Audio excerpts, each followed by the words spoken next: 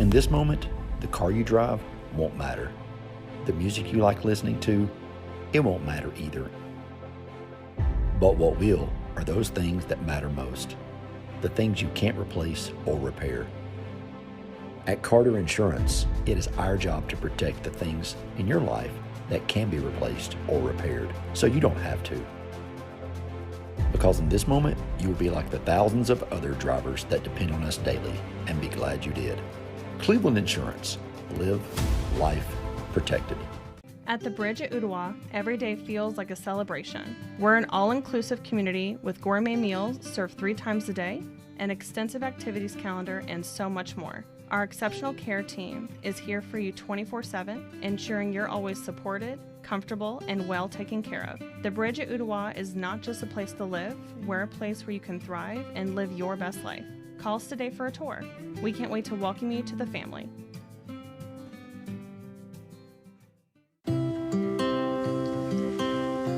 So what did you name her? Sophia.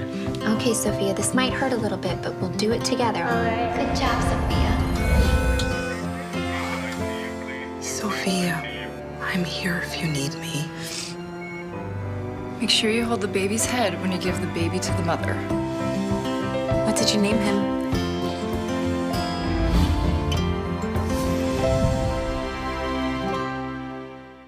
Welcome to Mountain View Nissan Country, where automotive excellence is our top priority. At Mountain View Nissan, we take pride in offering you the finest selection of vehicles, perfectly suited for your adventurous spirit. From powerful SUVs ready to conquer any terrain to your everyday gas-friendly commuters, we have the perfect vehicle to match your lifestyle. This is Mountain View Nissan Country, where automotive dreams become reality.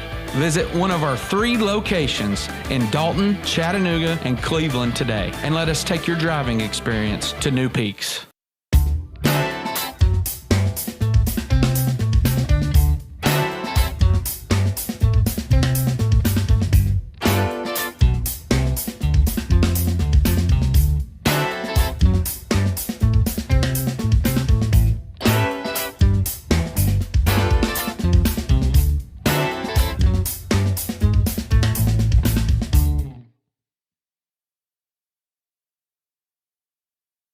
Attention shoppers, don't forget to ask our certified butchers for great recipe tips. This is an authentic butcher shop, where meat is hand-cut in-store, beef is ground fresh daily, and expert advice from a certified butcher is always free of charge. Free advice?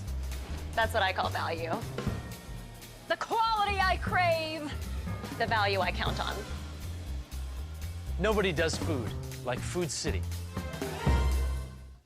Did you know that a large number of student athletes vape, thinking it will give them a boost in performance? But you can't play if you can't breathe. Escape the vape. Escape the Vape is a partnership to prevent teen vaping, presented by ATS The Bridge, Bradley County Schools, and Cleveland City Schools. ESPN Cleveland 101.3 is the Chattanooga area's exclusive home for ESPN Radio, with the best sports personalities plus the Tennessee Volunteers, the Georgia Bulldogs, and local and regional coverage. Download the ESPN 101.3 app to listen anywhere. You get a yearly checkup, shouldn't your air? With your local Lennox dealer, regular care equals perfect air. With technology you can touch, comfortable air you can feel, and savings you can see. Not just perfect air, perfect for you air. Call Dale's Heating and Air to upgrade your air today. Lennox, air is life. Make it perfect. The UPS Store is your back-to-school shipping store.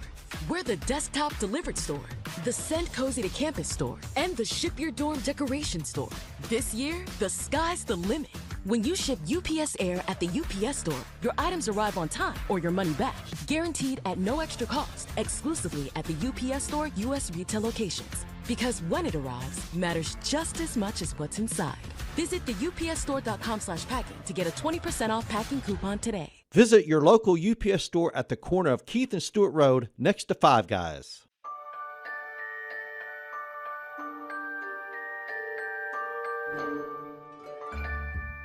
Sun is shining, it's a beautiful day. Wake up, sleepyhead, get up and play. Everything's it's yellow, it's a beautiful sight. Sunbeam showers makes everything bright. Come on now, let's get away. Make every day brighter with the sunny southern goodness of Mayfield Dairy. It's football time in Southeast Tennessee. The battle lines are drawn and the stadium lights are on. We've got your complete game plan from the film room to the field. It's time for the Cleveland Insurance From the 40, built by Chattanooga Exteriors.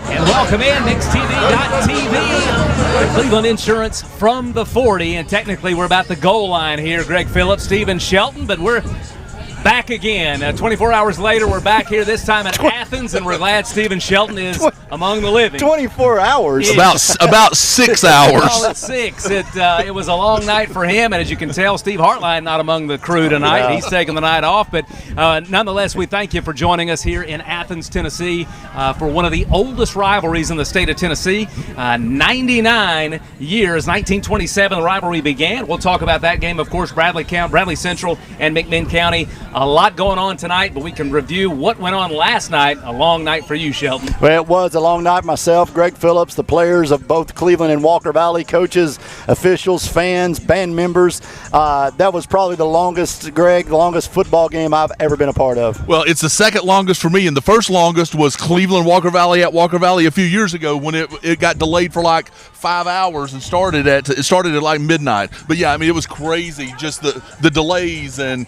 getting back into it and all that, and it just how the game changed and all that. But it was a long night, but it was a great night of football and a great night of people there in at Walker Valley. Yeah, when you start out 48-20, great win by Coach Brown, his staff. The adjustments they made, Walker Valley's knocking on the door of blowing that game out right before the first lightning delay.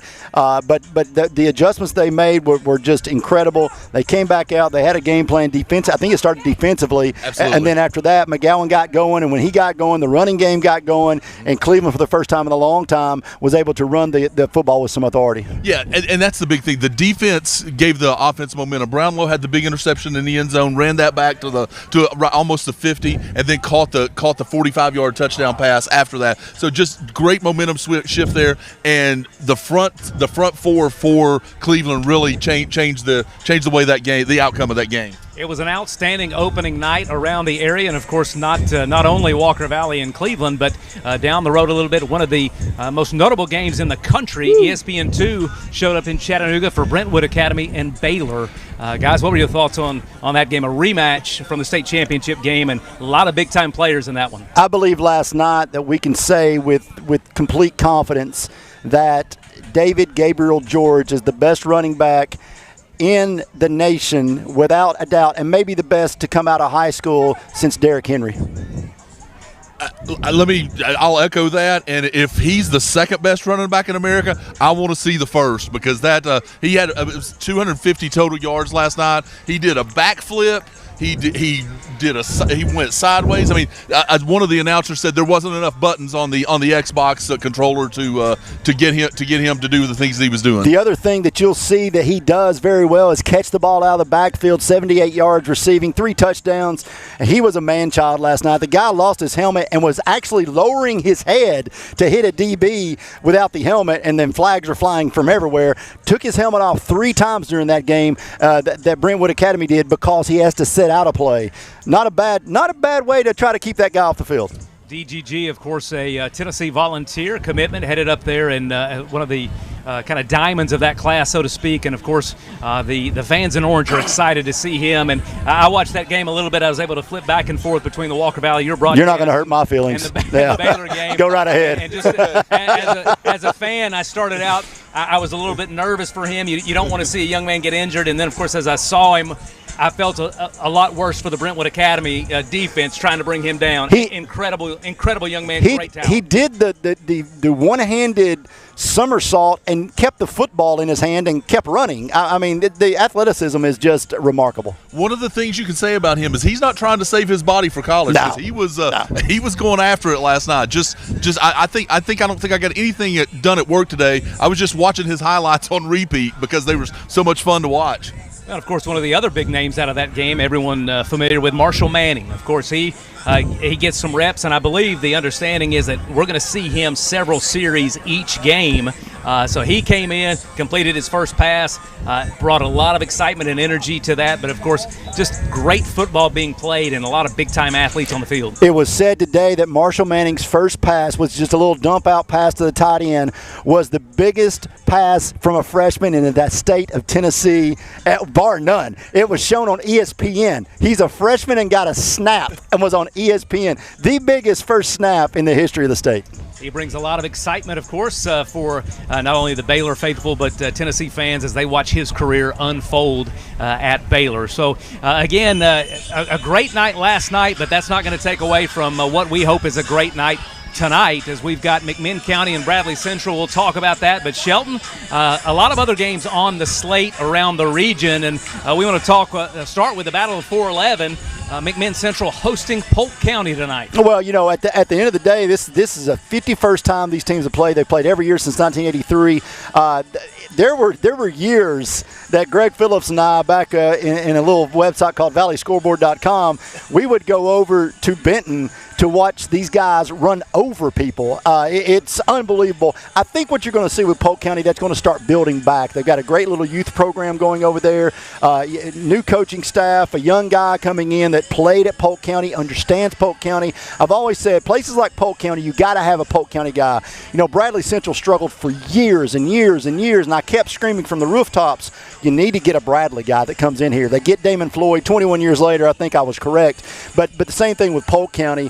You got to have a Polk County guy. And Greg, although McMinn Central, Coach Moody left them in a great position. And I think what you're going to see tonight is they're going to take another step forward. Polk County's still rebuilding, but I think the Chargers may be a little too much. Yeah, no, I agree with you 100%, Steve. I think that McMinn Central team has got a chance to make some waves this year. And, you know, as we get towards the postseason, I mean, obviously we're real early in the year, but, I mean, they have high expectations there, and they're expecting that team to do a lot. I mean, they've got, in a couple of weeks, they go to Meigs County, and what a game that's expected to be. Meigs County hosting Chattanooga Prep, and Shelton, you've talked about Meigs County, pretty special player over there in Meigs County as they host a Chattanooga Prep team that had a daunting schedule last year. They're looking to rebound and really build upon that tough schedule. They're going to Meigs County tonight. Well, I think what you're going to see is Chattanooga Prep was 4-7 last year. Their schedule was brutal. So 4-7, and you play some of the top teams that you can possibly play. Not a bad season. This is not a cupcake game for the Tigers. But I'll tell you what's going on over there is you've got a quarterback as a head coach, and Nathan Simbeck, who played here in Athens, but he has Caden Brewster. This kid could be a Mr. Football candidate. I think Meigs County, you may not see as much ground and pound with Meigs as you've seen in years past. I think Coach Simbeck is going to let this kid air it out a little bit, and he can scramble as well, Greg. This Meigs County team could be real fun, and that's a game we get to go see this year. Meigs County definitely going to be fun to watch. Yeah, I'm looking forward to that game, but this game, I think you're right. I mean, I think it's going to be too much for Chattanooga Christian to handle, but it's Chattanooga Christian is always going to be that team that that they're going to come, they're going to compete, but it's going to be a kind of a measuring stick for Meigs County to get this season started, just to see where they are, see what they need to work on, and see where they need to go moving forward. And one of the games that you really think highly of, Shelton, this weekend is Tyner hosting Silverdale Baptist Academy, a battle of the top fives in their own right. Tyner strong, Silverdale strong. It's going to be one of the premier matchups this weekend. Well, as a friend of mine and Greg Phillips, Chris Dotson used to say, "Buckle up, Buttercup," because I mean this one right here, you've got stars all over the place. Tyner Jr. Dion Edwards, he's a 4-star recruit, the number 88 overall prospect in the nation. This guy can go. You've 1,200 all-purpose yards last year, 13 touchdowns, got them to the semifinals. But Silverdale returns Luke Bowman, 1,300 all-purpose yards last year. I mean, 700 on kick returns, Greg Phillips. This guy can go as well. Yeah, you're going to see. I think you're going to see some offense in that game. You're going to see. I think the scoreboard's going to line up in that one, and you're going to see these guys get into the end zone and getting downfield. You're going to see some spectacular plays in this one with some great athletes on the field. And excuse my pun, but that offensive line is going to be anchored down by Luke Berger, who is the Vanderbilt commit. This guy, he chose Vanderbilt over Duke because he wants to be a doctor, and their pre-med he thought was better than Duke. Listen, I don't know many offensive linemen who's going 325 that says, I think I'm going to take Vandy because the pre-med's better. This guy's a monster for the Silverdale. Pretty sure he's not going to miss any play calls if he's going for med school. So, and what we're here for tonight, we're at McMinn County, Athens, Tennessee, and one of the oldest rivalries in the state of Tennessee. Shelton, this one promises to be a good one. It's been a great one for McMinn County in the past 2 years, winners back-to-back. And Bradley Central, of course, looking to stem that tide and get back on the winning edge of things. We talked about it earlier. Coach Damon Floyd has struggled with this McMinn County team and struggled with his coaching staff. What do you look for tonight? Well, Coach Floyd is 9-13 overall against McMinn County. He's 9-11 against Bo Cagle all time. But McMinn County's won the last 2. This could be 3 in a row. They haven't done that in a very long time. Bradley leads this series that started in 1927. This 99th year, 103rd matchup overall. Bradley leads the series 56-43-3. Greg, this is always, when you talk about rivalry games, this is one of those quiet ones that don't maybe get as much attention. Now it has today. We've had newscast here since 7 o'clock this morning, but one of these games that kind of slide under the radar but means so much to these programs. Yeah, and I think one of the reasons I think it slides under the radar is because I think it's never a game where you've got a ton of scoring and you've got getting up and down the field. It's these guys just hammering on each other. You've got guys that are buckling their chin straps just a little bit tighter. They're tightening their shoulder pads just a little bit more, and these kids are coming to play. They're angry and they're coming to get the team on the other side of the field, and that's what makes this matchup so fun, but probably puts it under the radar a little bit because it's just really it's a slugfest every year. Two of the veteran coaches in the state of Tennessee with Bo Cagle and Damon Floyd, each probably over 20 years. And so Damon's 21st. He now with Jimmy Lovell, the longest reigning coach in Bradley football history. Year number 20, hard to believe for Bo Cagle here. That almost matches him with the legendary John Mullinax. There's no question these coaches will be prepared for what they're looking for tonight. We had an opportunity to sit down with the Bradley Central head football coach, Damon Floyd, talk to him about what he looks for in tonight's matchup. We'll turn it over to that interview here on MixTV.tv, the rivalry games.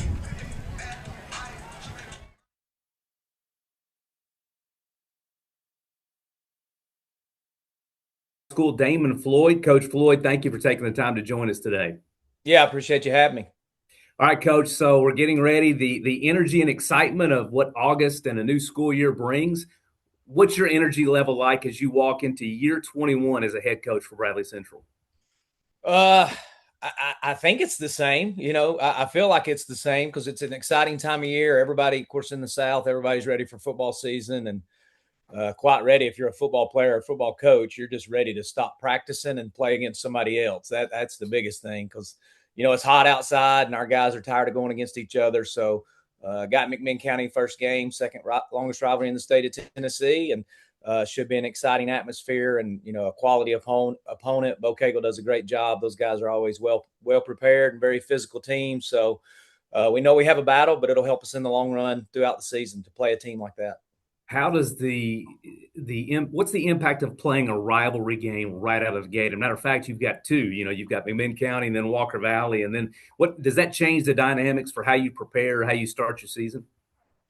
I don't think so. I mean, I think some people have a different answer on this, but no matter who we've played the first game throughout my career, you're always talking about who the opponent is. I don't, and I've said this, maybe it would be different if it was Cleveland or Walker Valley.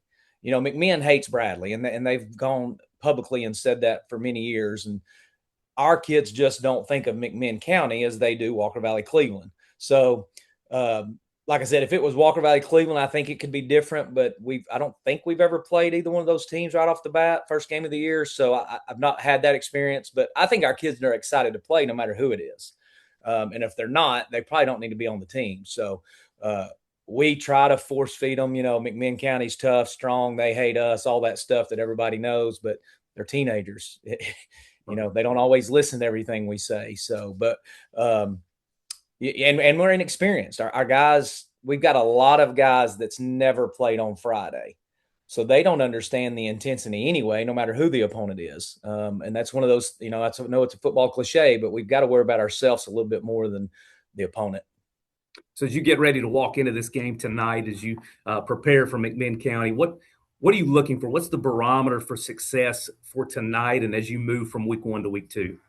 It's funny. I was talking to one of our coaches this morning, and we've both been doing this a long time, and we still don't know where we're at. And I know that sounds silly if people on the outside are thinking you've practiced, really spring practice all summer, you had 3 scrimmages, but we just don't know in some spots. Sometimes at practice we look really good, and then sometimes we look horrible. And so right now we don't know if we're consistent enough to sustain drives without penalties and make silly mistakes, because we're doing it now. And I know all of a sudden on Friday it's not going to fix itself. So I think this is a little bit the case with any year. This one's probably a little bit more. We don't really know what to expect when we go up against a quality opponent for 4 quarters. Because when you scrimmage for a half. And, sometimes you don't really get a whole perspective on what a whole game is going to look like. So to be honest, we don't know. We have some ideas, and obviously we've prepared for certain things, but the first game's always crazy. You end up with silly penalties. You have some turnovers you wish you wouldn't have. But it's preparing you for the long run. That's what we got to keep in mind. And I do think our team will improve throughout the year. So the team we play, the first game of the year, we should be totally different by week 10. Coach, what's caught your attention about this McMinn County team? What have you looked at either on film or scouting? What's caught your eye? The quarterback. I mean, he's one of the best we've ever went up against, and we've went against some really, really good ones. He's very savvy. Not the fastest guy. He's not going to outrun a lot of people, but he makes people miss. And then the way he throws on different, changes his arm angle to make an accurate pass. And then we've went back and watched some games from last year for schematics, and then we've seen them scrimmage live a couple of times. And I told our kids yesterday, I honestly don't remember their receivers ever, if they got their hands on a pass, ever dropping it. So that's scary. They're not the fastest guys we'll see. They've got good speed. I'm not saying they're slow, but they run really good routes. They catch the football. So they're going to be able to keep drives alive. So I think the key to the game is, can we get to the quarterback some and put them in long yardage situations? If we can't, it's going to be a long night for our defense. So look at your own team now. What either players or what position groups have to be strong for you guys to be successful tonight? With what we do offensively, it starts with our quarterback. There's going to be a lot on Tucker. He makes a lot of calls at the line of scrimmage. Obviously, there's game plans involved in that of certain looks we get, but he's going to have to make some checks. He's got to check the right protection. He's got to check the right pass routes versus coverages, and then our offensive line's got to protect him. And then on the flip side of that, we also have to run the football. I told somebody this yesterday. If we can run the football and keep their quarterback on the sidelines, that's going to be our best defense. So we can't give up the explosive play on defense. We can't afford silly penalties on each side of the ball. Last year, and special teams killed us. I think there was 4, maybe 5 drives where literally we're starting inside our 5-yard line trying to drive 95 yards. So that makes it tough. You can't do that against a team like McMinn because they're well coached defensively. So field position will be huge, special teams, and then, like I said, our quarterback and offensive line. Well, I know you go game by game and you don't want to talk about any other game than what's in front of you, but I'm sure we're going to check back with you as the season progresses. As you think about this year and what the season holds, what's going to define success for this Bradley Central High School team? Health. I've been in it long enough to know, and we've had a couple of years like this, that when you lose certain guys at certain positions, if you don't have a quality backup, it's hard to compete at our level. And so if we stay healthy, I feel like most games we have a chance. Now, I'm not saying predicting any wins or losses, but I really do think this team will be able to compete in a lot of games if we can stay healthy. Head coach, Bradley Central High School, Damon Floyd. Coach Floyd, we appreciate the time you've taken with us. Good luck tonight as you take on a strong McMinn County team, and we're excited to check in with you throughout this season. Coach, thank you. Thank you, Danny. Well, we like to think what makes Andrew Johnson make different is the way we work with our community and our customers. We also have a great staff with a lot of experience that we feel like can help you whatever your need is for banking. I love the community of it. Like I said, I was born and raised here. I've seen it grow, and I love our growth pattern. It's just a great place to live with friendly people that just make you feel at home. The celebration of America's 250th continues, and we're keeping the savings in absolute overdrive all summer long. Get up to $6,000 off MSRP on a new Grand Cherokee, or get up to $21,000 off MSRP on a new Ram 1500. with a 10-year, 100,000-mile limited powertrain warranty. Claim your overdrive savings today during the Make This the Summer sales event at Crown CDJR Cleveland. Cleveland Tire is ready to help your auto any way it can. We're one of the largest providers of Bridgestone and Firestone tire dealers in the area. We sell all major brand tires. We have ASE certified mechanics on staff 6 days a week. We also have a commercial truck tire center that provides 24-hour roadside service and minor mechanical repairs on site. We have built our reputation on years of quality, affordable work, and tires. We pride ourselves in customer satisfaction and great service. Cleveland Tire Center. Honda of Cleveland is giving away a brand new 2027 Honda Civic to a deserving coach this year. From Pee Wee League to the college level, all athletic coaches are eligible. Each month, we will choose a coach for that month, and at the end of the year, the 12 finalists will gather to be celebrated and see who wins that brand new 2027 Honda Civic from Honda of Cleveland. Nominate your favorite coach at mymix1041.com. It's football time in Southeast Tennessee. The battle lines are drawn and the stadium lights are on. We've got your complete game plan from the film room to the field. It's time for the Cleveland Insurance from the 40, built by Chattanooga Exteriors. Welcome in. It's 90-plus degrees here at Cherokee Stadium in McMinn County, Athens, Tennessee. The only thing hotter is the rivalry game between McMinn County and Bradley Central High School. Alongside Stephen Shelton, I'm Denny Collins, MixTV.tv. You joined us on the rivalry games. And, Stephen, can't think of a better place to be here on this Friday night than Athens, Tennessee for this game. Felt like we just left Walker Valley after last night. I think we left a little after 11 o'clock last night. A long night there at Walker Valley, but looks like the weather's going to cooperate for, like you said, one of the oldest rivalries in the state of Tennessee. Stephen Shelton pulling double duty tonight, and I'll tell you what, McMinn County looking for the three-peat as they winners of the last two. This rivalry has gone on since 1927, one of the oldest in the states. What are you looking for tonight, Stephen? Well, in the 103rd meeting, I believe, this McMinn County team is looking to win 3 in a row. If there's a team that Coach Damon Floyd has had problems with, it's this McMinn County team. 11-13 overall against this team in his career. A guy that now is the winningest coach in Bradley Central history. In year 21, him and Jimmy Lovell now the longest reigning coaches in Bradley Central football history. So I'm looking to see up front who wins the war in the trenches, because I believe McMinn County may be a little bit better skill-wise, but I think Bradley's size is going to, if they can wear this Cherokee team down and keep it close late, I think Bradley can come away with a victory here. A lot to break down of the game between Bradley Central and McMinn County here. There's openers, the season openers for both teams, but Shelton, you, again, we highlighted it, pulling double duty. You had a big night last night. A lot of games kicked off around the state of Tennessee, and none bigger than Brentwood Academy and Baylor. Well, all eyes were on that game across the nation. It was the number 2 team, the number 2 running back in the nation, and he showed out last night. 3 touchdowns. He was a man-child. He did a somersault and kept going, lost his helmet and kept going. Of course, we're talking about Gabriel George out of Baylor, University of Tennessee signee. That guy was a man-child last night. Over 200 yards of total offense, 3 touchdowns. He started this season out just as everyone expected, and that's being the best player in the state. Baylor repeated again. That game was a repeat of the state championship from the year before. Baylor pulling that off. And, of course, you and Steve Hartline brought us the game at Walker Valley. Walker Valley, in their opening rivalry game, hosted Cleveland. Not exactly the outcome Drew Akins and his team looking for. No, not at all. But it was kind of a tale of 2 cities.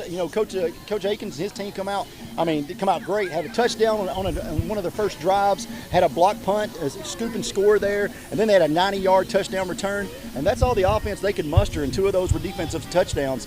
They had a really good chance coming out of one of the first lightning delay. They had a great chance there, 1st and goal from the 2. Wasn't able to do anything with that. And that kind of turned the whole momentum. And after that, it was the Cleveland show. Casey McGowan really got going, threw the ball really well. And then one thing that I saw Cleveland do that I'm not seeing in many years, they were able to run the football. And they ran it with authority. And for Walker Valley, again, a non-region loss. They start the year 0-1. Cleveland now starts the year 1-0. That's a big-time win for that program. And it looks like Coach Brown's got them headed in the right direction. So 2 big games last night in the area. What are we looking for tonight? A lot of big games happening around the region, around the state of Tennessee. What are we looking for tonight? Meigs County, who may have a Mr. Football finalist over there, they're going to play Chattanooga Prep.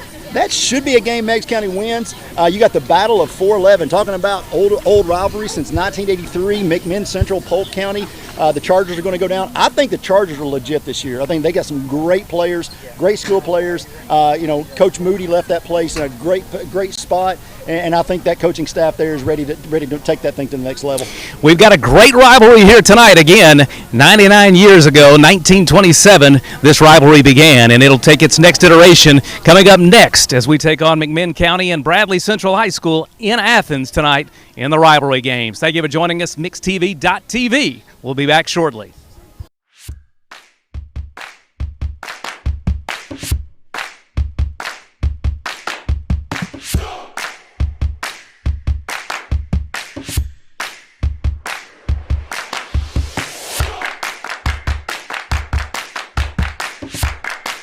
I'm C-Mark. I'm John Mark. John Mark and I just didn't put up billboards. We've put down roots. If you're hurt, call us at 265-HURT. That's 265-4878. We are your local law firm.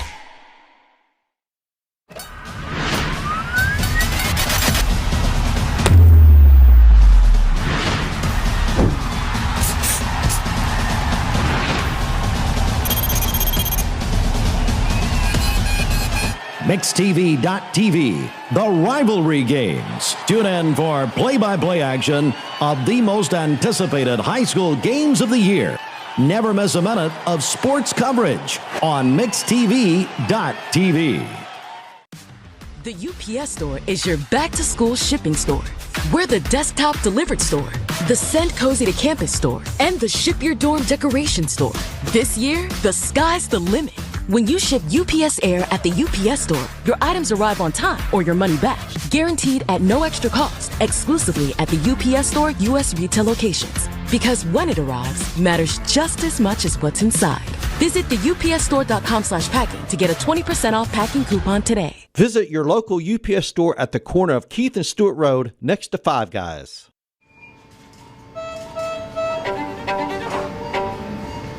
Want a nursing degree employers respect? Get 900 plus hours of clinical experience before you graduate. At Tennessee Wesleyan University, you'll learn in small classes with real mentors, so you're not just watching, you're doing. NCLEX pass rates that beat state and national averages, and nearly 100% job placement by graduation. Graduate ready for day one. Your future in nursing starts here. Apply to TWU Nursing today.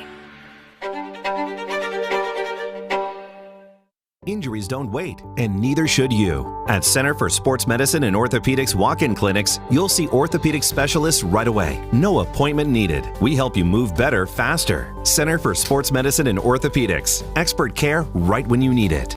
Attention shoppers, don't forget to ask our certified butchers for great recipe tips. This is an authentic butcher shop, where meat is hand-cut in-store, beef is ground fresh daily, and expert advice from a certified butcher is always free of charge. Free advice? That's what I call value. The quality I crave, the value I count on.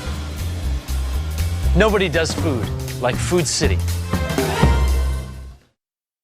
The wait is over. Under the lights, where legacies are forged and hometown heroes are made, two teams prepare for battle. Tonight, everything is on the line. Sweat, sacrifice, and the relentless pursuit of victory. It all starts right now. Welcome to the Park Ridge Health System pregame show.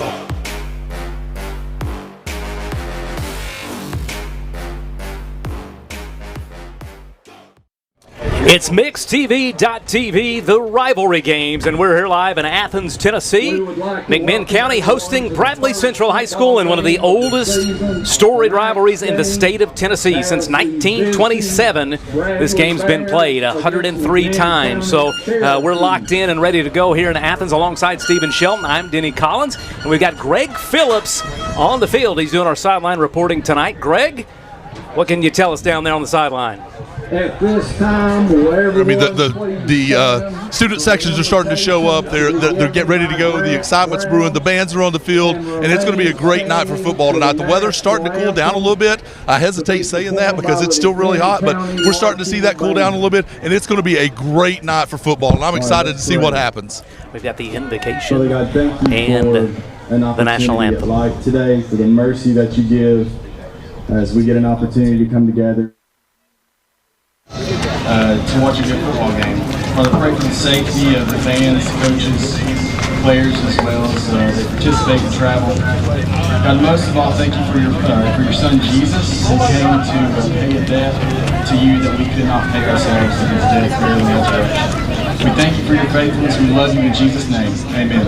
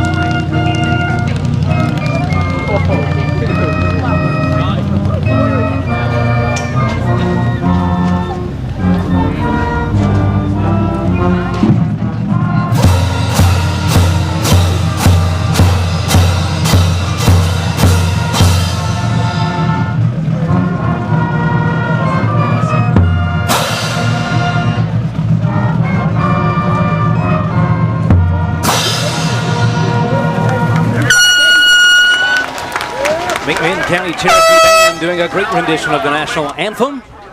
We're live here in Athens, Tennessee for one of the oldest traditional rivalries in the state. Bradley Central opening up against McMinn County. Alongside Stephen Shelton, I'm Denny Collins. We've got Greg Phillips on the field. And Greg, I believe you're telling us exactly what the feeling is down there on the field as we get ready for the kickoff. Denny, I walked off there for a second. Let me get back out there. Yeah, it was just a great atmosphere. The student sections are here. They're starting to get rowdy. The bands are out here. It's going to be a great night for football. Coaches, the players. Here comes the officials. So it's going to be a great night here. It's starting to cool down a little bit. I'm not sure you heard that part of it. It's starting to cool down a little bit, and it's just going to be a great night for football, and I can't wait to see them strap their helmets on and get this thing going. And Greg, if you'll turn your attention to the north end zone, I believe a la Florida State, the Seminoles, we've got a horse bringing in one of the tribe faithful and the McMinn County flag. So that's going to be a pretty special intro here for this game. If you're just now joining us, we're glad that you're here. MixTV.tv. We've got some tremendous football ahead. Great football last night as we previewed talked about the Walker Valley and Cleveland game. Of course, Baylor and Brentwood Academy. We talked about that in the Park Ridge pregame, and we're getting ready for what hopes to be a fantastic game tonight here in Athens as McMinn County and Bradley Central open up their season in a huge rivalry game. McMinn County, as we discussed earlier, winners of the last two games, so they're looking for 3 in a row, and Bradley Central, Coach Damon Floyd, his team looking to stop that and get back on the winning side of things. And we talked about it, Greg, if you're there, we talked about it in the pregame show, just the difficulties that this Bradley team has had in the past 20 or so years with McMinn County. They've been a formidable opponent against Bradley Central. And so what are you looking for tonight early in this game, Greg? Well, I think tempo is going to be a big thing tonight, and again, I say it all the time, and I stand by it all the time. It's going to be in the trenches tonight, especially with these two teams as physical as both teams play. Both of these coaches, they take on their coaches' mentality. Both of these teams are very physical, and I think we're going to see up front really quick who's going to dominate, and I think that's going to set the tempo for the entire game tonight. We're excited to have you. We're going to take a quick 2-minute break here at McMinn County as they get ready to kick off and start their season against Bradley Central. We'll be back in 2 minutes. The Park Ridge pregame show. So what did you name her? Sophia. Okay, Sophia, this might hurt a little bit, but we'll do it together. Good job, Sophia. Sophia, I'm here if you need me. Make sure you hold the baby's head when you give the baby to the mother. What did you name him?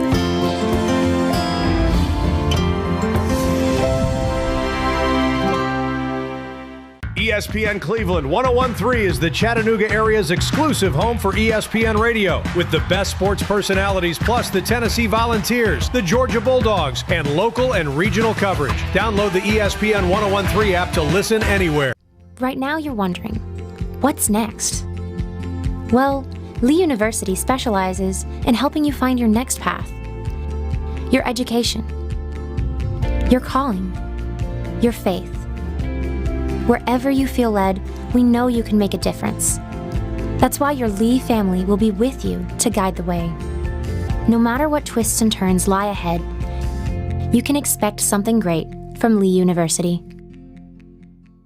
Are your basement walls bowing or cracked? USS is here to help. Cracks along your basement wall are telltale signs moisture is collecting in the soil against your foundation, causing the weakest point of your wall to bow. USS has the support you need with our innovative Invisibeam. It's the strongest carbon fiber strap on the market and the only one ICC certified with a lifetime warranty. Visit USSTN.com for a free estimate.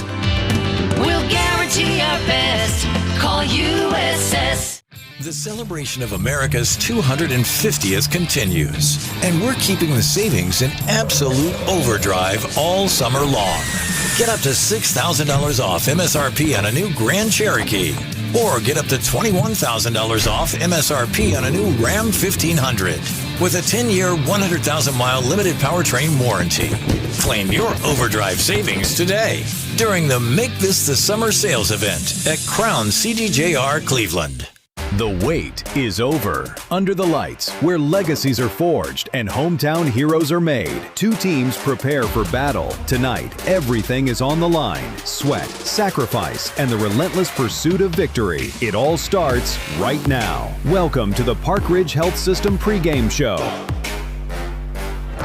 Back on MixTV.tv, here live at McMinn County High School, as the visiting Bradley Central Bears travel to take on their nemesis and big-time rival, the oldest rival in the state of Tennessee, McMinn County. The Cherokees coming in winners of the last two, and they're looking to keep that trend alive. I want to say hello and thank you to Katie and Travis DeFries. Jack DeFries, of course, back home, keeping us on our toes with the broadcast.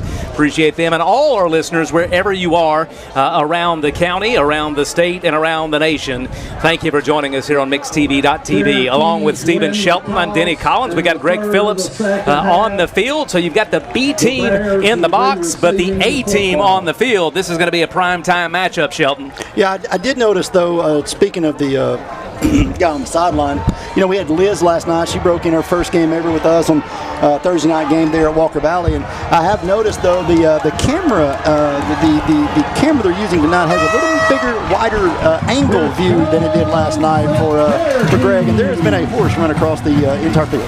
Probably going to go 0.5 with that camera angle with Greg, and let's get Greg chasing down that horse. But we appreciate Greg being here tonight. We appreciate you joining in. They've announced the captains for the team for the game tonight. For Bradley Central, number 1, Tucker Cook. You'll hear his name a lot. Number 3, Tay Lindsay Sr. Number 62, Nick Velez. And number 50, Zach Denton. For McMinn County, number 9, Marshall Goodner. Number 30, Samir Aguilar. And number 34, Bryson Akers. And one thing that's a common trend for both of these teams, McMinn County with 14 seniors, Bradley Central with 10. Not a very old team. A lot of inexperience, a lot of youth. McMinn County graduated 24 last year, so they're going to count on some new guys to step up, Shelton. Well, not only did they do that, Danny, but they also lost a lot of offensive linemen, only returning 1 from last year's team. So let's see how they get started tonight early in this one to see if they can have any kind of control up front against this Bradley Central defense. One of the things that you'll notice, you'll hear the name Luke Lawson a lot from McMinn County. He's the kicker, he's the punter, he's the quarterback. He'll be down there with Greg Phillips selling concessions for sure. He's set to kick it off and begin his team's season as Bradley Central will receive. You've got Lindsay back, Tay Lindsay back to receive, along with Hudson Robbins back as well. McMinn looks to start their season, and again, so important, Shelton, for both these teams to really put their best foot forward. We saw last night McMinn County, or Walker Valley and Cleveland High School, a lot of penalties. What do you expect tonight from these two? Well, it could be a lot of the same. First game jitters, Denny. That's what happens early in the season. So let's be ready to get started, though. Lawson will kick. It's going to be Juice Sims to receive. He'll bring it out. He's got moves dancing all the way to the 30, and that's where Bradley Central will begin their season. I guess it's not too early to say he squeezed his way to the 30. squeezed his way to the 30. Juice Sims, a new player for Bradley Central. This McMinn County student section is ready. They erupted in confetti and smoke, and I think Greg Phillips already a participant in that group. That white smoke looks like Greg's days at Penn State already. All right, Bradley Central coming out. Well, their first possession of the season. McMinn County, of course, in their black uniforms trimmed in gold. Bradley Central in white, trimmed in black. The quarterback, Tucker Cook, out of the shotgun. He'll look to hand off. It's going to be to Price. Price will get it on the right side. He'll dance around. Good yardage, good pickup for Price. Peyton Parker Price, the senior. Great start for them. Yeah, good strong start there. Good push up front.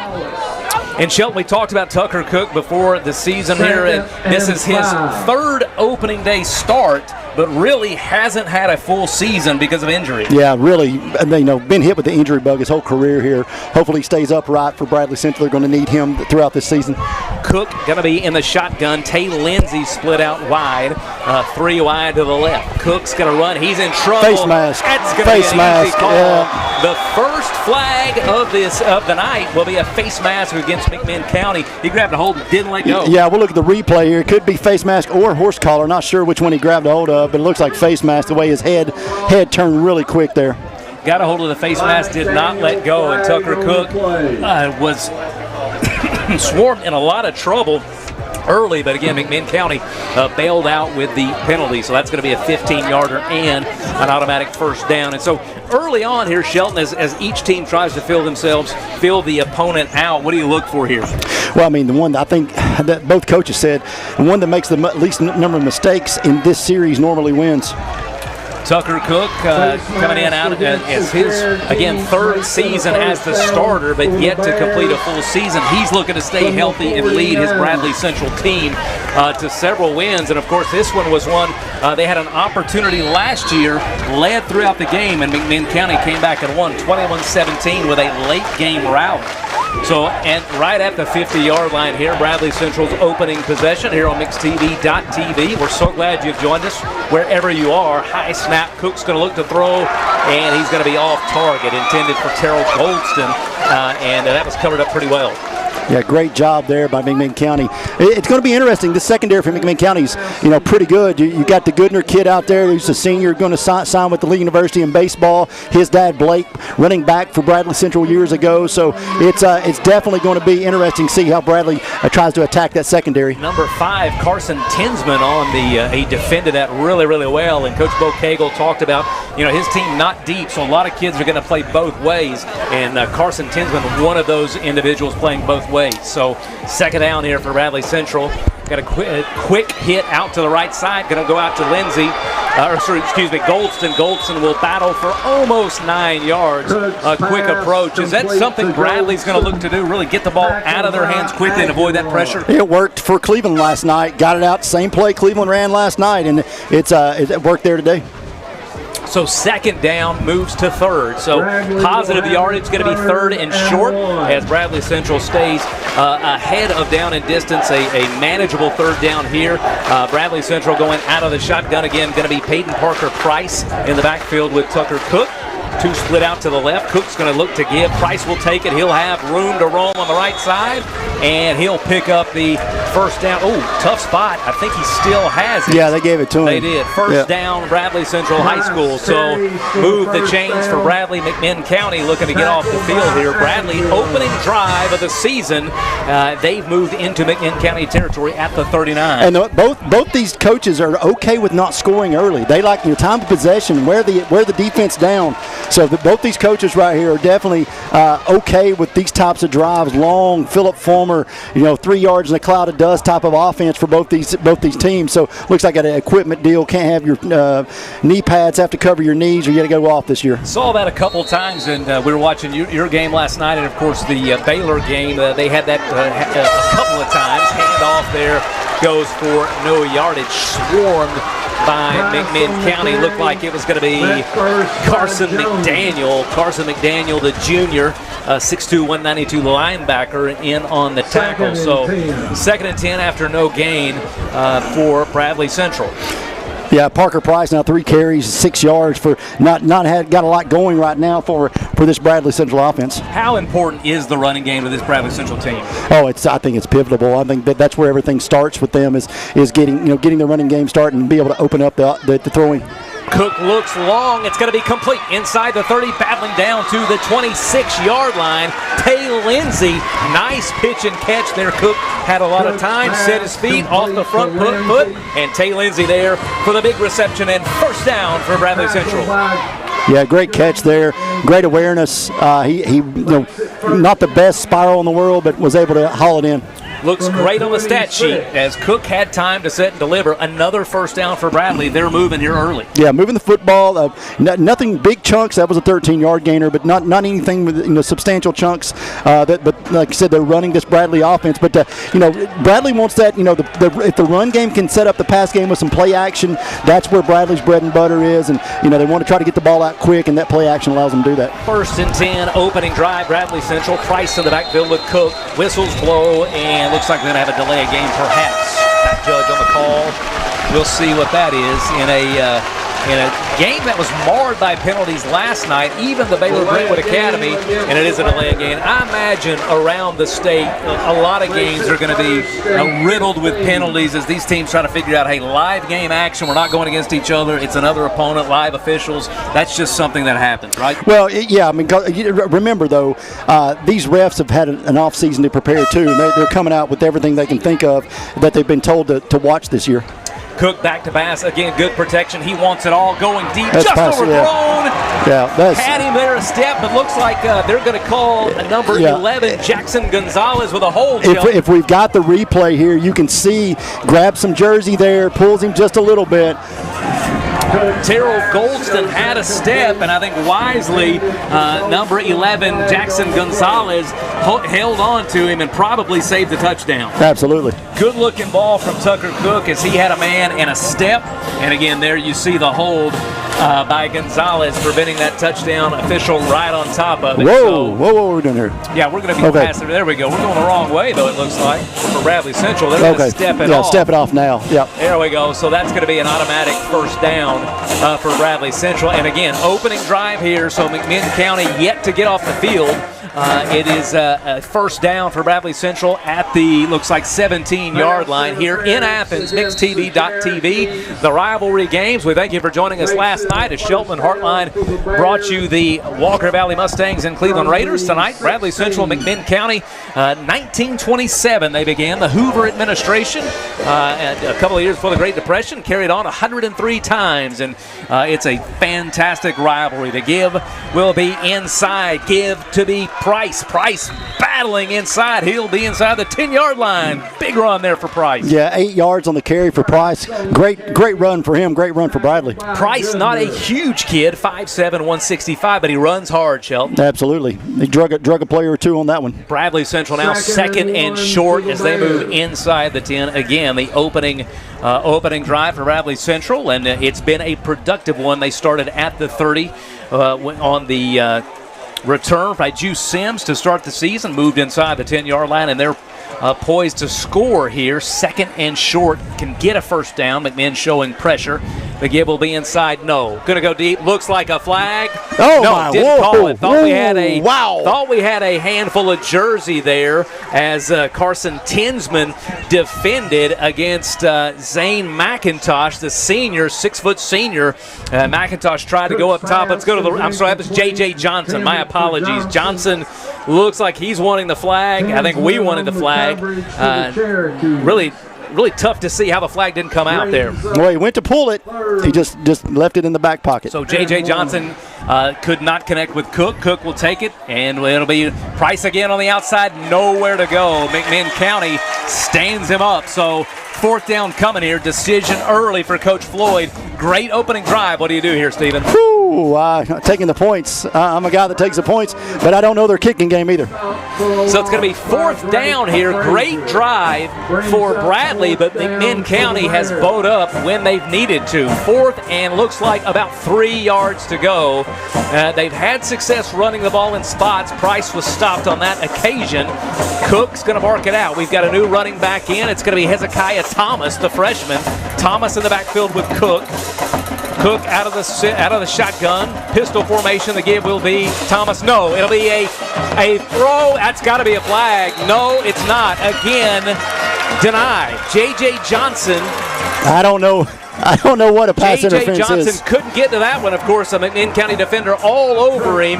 Credit to him, Carson Tinsman, who was tested early. Let's look at the replay. Tinsman on Johnson, and looked like he had a hold of him, never turned around and made a play. Yeah, head never turned. He had his hands on his body. Shelton, it's only a flag if they call it. So McMinn County holds, and they hold them on downs. Turnover on downs for Bradley Central as they look to strike, could not.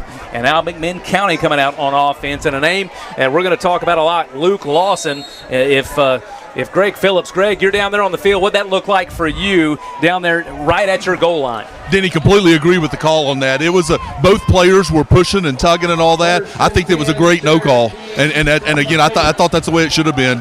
It's two physical teams, and they're going after it.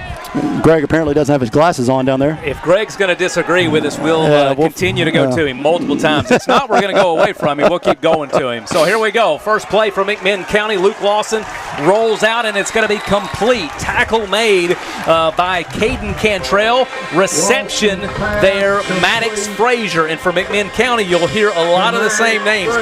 Coach Cagle talked about, hey, we've got a handful of guys that play multiple positions. They go both ways, but they're going to count on Luke Lawson to carry this McMinn County team. He's going to be involved in a lot.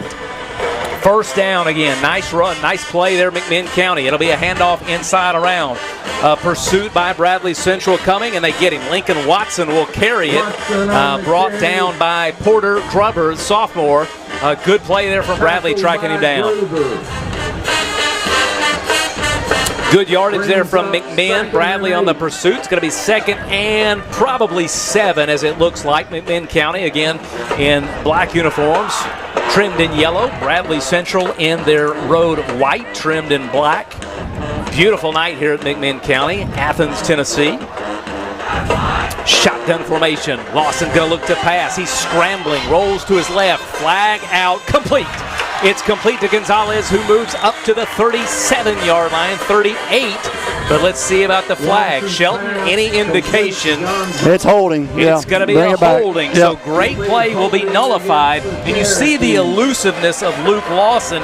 Coach Floyd talked about, hey, he's a scrambler, he's a gamer. Called him a little bit of a high school Patrick Mahomes. Said, hey, he's going to find opportunities, and he did there. Unfortunately, the hold got him. Yeah, I mean, again, he's no stranger to athletics. His dad, Ashley, was a baseball coach at Tennessee Westland, was a scout for the Mets for many years. So a guy's an athlete through and through. So he's going to get out. He's got a good arm. The thing that Bradley can't do is can't let those receivers behind you, because Lawson will make you pay. First possession for McMinn County. Bradley's first possession ended with a turnover on downs inside the 10-yard line.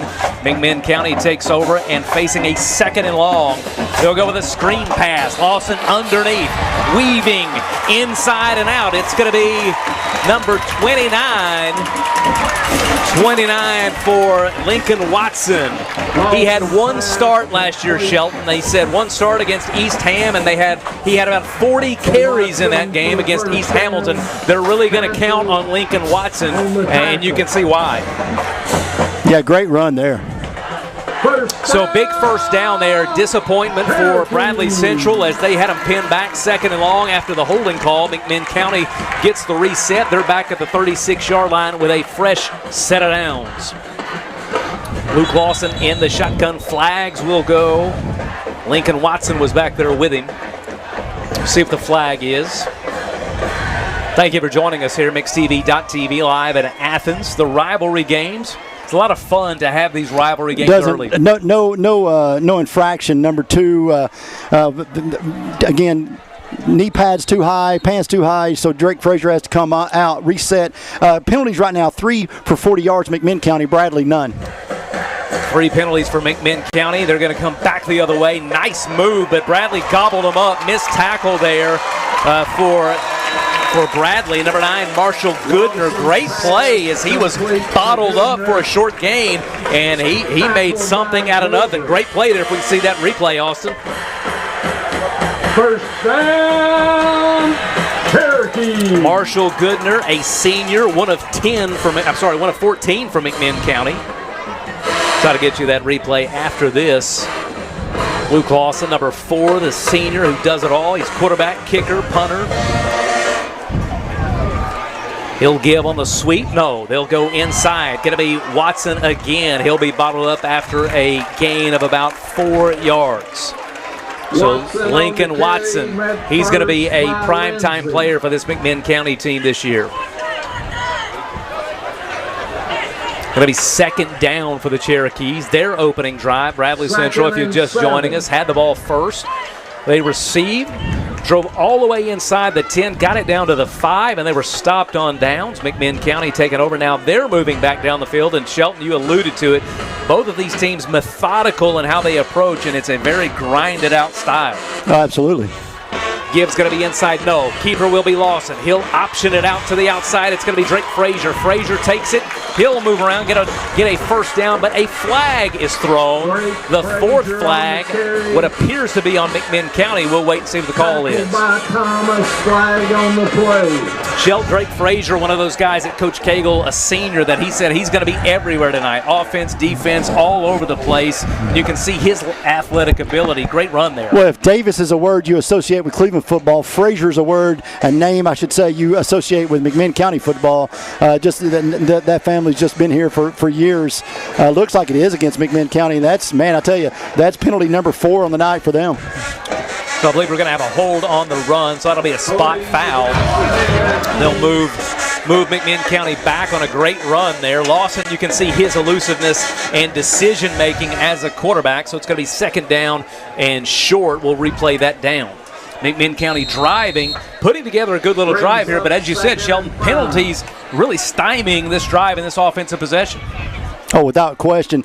Interested to see what they do right here on second down. They've different formation they've had so far. Watson and Frazier in the backfield. They'll give it to Frazier. He'll sweep around left side. He's going to pick up the first down as he battles inside the 40, almost to the 36. That's where they'll mark him out of bounds. So a new formation, new wrinkle, and you got to like that about this McMinn County team. Absolutely. Knocked out of bounds by Johnson. Fresh set of downs here for McMinn County. Thank you for joining us here on MixTV.tv, the rivalry games, and certainly want to thank Austin and the guys who have come in tonight, set this thing up after a long night last night. Those of you that watched or were at Walker Valley, we're thankful for you joining us again tonight for this rivalry game. Lawson's going to drop back. He'll find his target at the 30-yard line. Marshall Goodner will be complete. So it's going to be another positive first down play for McMinn County. Complete to Goodner. Tackle by Cantrell. Quick moving first quarter here, a lot quicker than your game last night, Shelton, which was marred by lightning and weather delays and penalties and all kinds of things. We had to have a shortened halftime. Doesn't appear to be an issue tonight. Beautiful weather, just a little bit hot here in Athens, but nonetheless. Number 2 for McMinn, Drake Frazier will go on the left side. He'll battle inside out, still rumbling, and he gets into the end zone. Fumble. No, fumble. It looks like a fumble. I thought he broke the plane. There was no signal, and we're going to get a replay on this, Austin, so go ahead and get this rocking and rolling and ready to go. There was no signal. The ball hit the turf, and they're going to say it looks like a touchback? A Bradley recovered, and a touchback, I believe, is the signal. Smokes. Here we go. Replay. Great move now. We're going to go inside. It's Drake Frazier will be to the right of the quarterback Lawson. He'll get it on the sweep, and off he goes. Frazier with a great move. He makes it all the way down. First contact at the 10 and just battles into underneath inside the 5 into the goal line. Looked like he could have broke the plane, but no signal. Ball came out. Bradley Central on it. McMinn County on it. They're going to give it to Bradley. and it will be a touchback. So both teams victims of a turnovers after big drives. Turnover on downs for Bradley, a fumble at the goal line for McMinn County. Let's go back the other way for Bradley. That's huge, Denny. Just a huge, great run by Frazier. Did everything he could just at the goal line. But credit to Bradley defense. They didn't give up. They stripped it at the goal line. Thought he broke the plane, but apparently not. So we're back with Cook in the shotgun. He'll give it off to Terry Goldston. Goldston on the end around. He'll make it about the 26-yard line. So Goldston, of course, Terry and Terrell Goldston, brothers, Junior and Junior, the twins, heavily involved in the offense here early for Bradley Central. Let's see how they kind of maneuver after their opening drive, made it all the way to the 5-yard line with no points on the board. So both teams drove well, nothing to show for it. Absolutely not. But what a great defensive stand by both defenses. You got a fumble recovery there. You got a goal line stand by McMinn County on Bradley's first drive. So defense right now is playing a big part of this football game. Price in the backfield with Cook. It looks like Lindsey and Goldston split out to the left. Cook manning the offense. He'll direct Price. Pass will go backwards to the 20. Met there by McMinn County. No. Price with a nice move. He'll move ahead. Great run. Ahead of the 30-yard line to about the 32. Pick up a first down. Yeah, 5-yard. He made a lot out of nothing there. Met in the backfield, and McMinn County had an opportunity to bottle him up, but no. Price, Peyton Parker Price with a great run. The senior made the most out of that opportunity. So first down for Bradley Central. Bears from the 32. We go under a minute here in the first quarter. This opening quarter, the second possession for Bradley Central. They'll go back to Price inside. That inside give, tough run for about 3, maybe 4 yards. They'll mark him down. The end of the opening quarter here in this opening game for both McMinn County and Bradley Central. And Shelton, you've been locked in all night. What's your early impressions here of this opening game or opening quarter? Well, I think it's about what I expected, Denny. It's going to be kind of a slugfest up front. Both teams want to keep the ball on the ground. Bradley's thrown it a little bit more than I expected, taking a couple shots. But for McMinn County, it is what it is. They're going to try to run the football and open up the pass play. Cook in the backfield fakes a give to Hezekiah Thomas. He wants it all. That's going to be overthrown. So maybe a misread as Juice Sims, the intended target down the sideline, defended step for step by McMinn County. See if we'll get a number on him. Great play there. And Bradley's taken their shots at opportune times, unable to connect on that big play. No, he threw that one 35, 40 yards, and I think he's the only person that knew that it was going that far. So it's going to be 3rd and about 7 for Bradley Central. They want to continue this drive, and Bradley, again, great opening drive. This is their second possession, as this will be the last play of the first quarter. They'll fake the give. Cook under pressure, going to be sacked. Are they going to call him down? Nope. I believe almost grounding. Yeah, almost grounding there, but he got rid of it before his knees hit. Incomplete to Javon James, and that's going to end the first quarter. So Bradley Central will come back for the first quarter with a 4th down, and they'll look to punt. And we'll look at this replay here, and then we'll take a break here at the end of the first quarter. No score here in Athens, McMinn County and Bradley Central. Thank you for joining us on MixedTV.tv. We'll be back after this break. What's up, Bear Nation? I'm Anthony Boyd, General Manager at Cleveland Ford. Friday nights in Cleveland aren't just football, they're Bear tradition. They're packed stands, bright lights, black and gold pride, and a community that shows up. At Cleveland Ford, we're proud to stand behind our Bear athletes, students, and fans. This football season, bring your game ticket to Cleveland Ford and receive an extra $500 off any new or pre-owned vehicle. We're cheering for the Bears every Friday night at Cleveland Ford, your hometown dealer since 2003.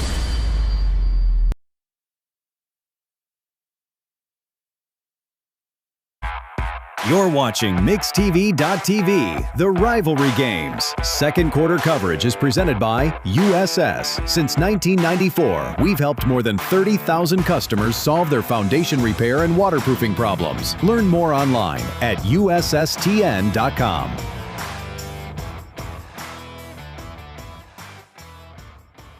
We're back on MixedTV.tv on the field with Greg Phillips. Greg? Guys, what a first quarter. You guys have said it. I mean, both these teams are just looking for possession, and these offensive lines have really kind of dominated the defensive line. A great drive by McMinn County that came up empty right there. So we'll see what happens here, but great first quarter here. And again, like we talked about in the pregame, this is a lot of teams just filling each other out and really trying to be physical with each other and trying to wear the other team down. Greg Phillips, great analysis there. He's on the field for us, our sideline reporter tonight. We appreciate him. Punt will go to McMinn County about the 30. Yep, that's easy. Will be fielded by Marshall Goodner. I do not understand. He's given himself up on the sideline for whatever reason. I mean, the play is over with. Just a lack of discipline there. You've got 36 on Bradley.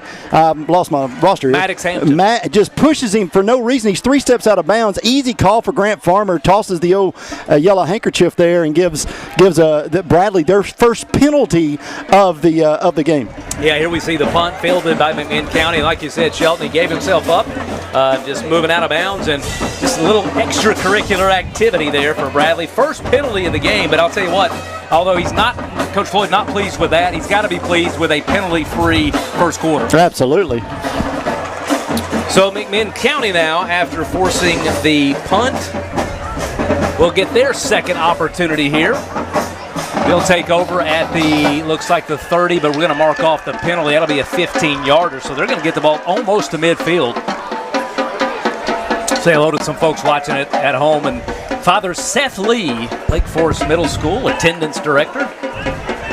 He's joining us in on Mix TV, my Mix TV, mixtv.tv. Thank you for joining in. Wherever you are, thank you for joining us. I'll tell you what you don't see, Stephen Shelton doing a lot of work here. He's done the work of about 10 men up here. Appreciate him doing that. Greg Phillips on the field with us. Stephen Shelton here in the booth with me. I'm Denny Collins. Second quarter, second game of the rivalry series. And it's McMinn County with the ball, 47-yard line. They'll go inside. Bradley there, swallows him up. Great play. J.J. Johnson. Big play there. Nice penetration. He just got through there quick as hiccup, Shelton. Yeah, I mean, that is their first negative rushing play of the game. Luke Lawson, again, McMinn trying to establish the running game. Luke Lawson, your quarterback, your do-it-all quarterback. Lincoln Watson, quarterback, or the running back, and Drake Frazier. Those are the three names that we've really called and spent a lot of attention on for McMinn County. Whistles will blow, and we're going to get a stoppage of play. 0-0 your score, second quarter just underway. Pretty clean first quarter for both teams outside of the penalties from McMinn. So this is the TSSAA every 30 minutes because of the heat index. We have to have a 3-minute break at least for water for these guys. So it must be the temperature. Nope. Ladies and gentlemen, we have got a weather delay. You can't say that. Right That's here not behind true. us. That's not true. Lightning right here, right to our north. Well, you got to be kidding me. Folks, unbelievable. They say lightning doesn't strike twice, it has. It has me. Last night, it got Shelton, and right Shelton here. has brought it to Athens. It is right here. So we've got a 30-minute delay on the clock now. It's 7:28. You can see it there to our north. Great camera work there, Austin and his team. 7:28 your time, so by rule, 7:58 will be the earliest we can get back. So quickly, our first break, a weather delay break, hopefully our last one. Quickly on the stats for Bradley Central's Tucker Cook, 3 of 8 for 27 yards. Rushing, it's Parker Price, 6 carries, 15 yards.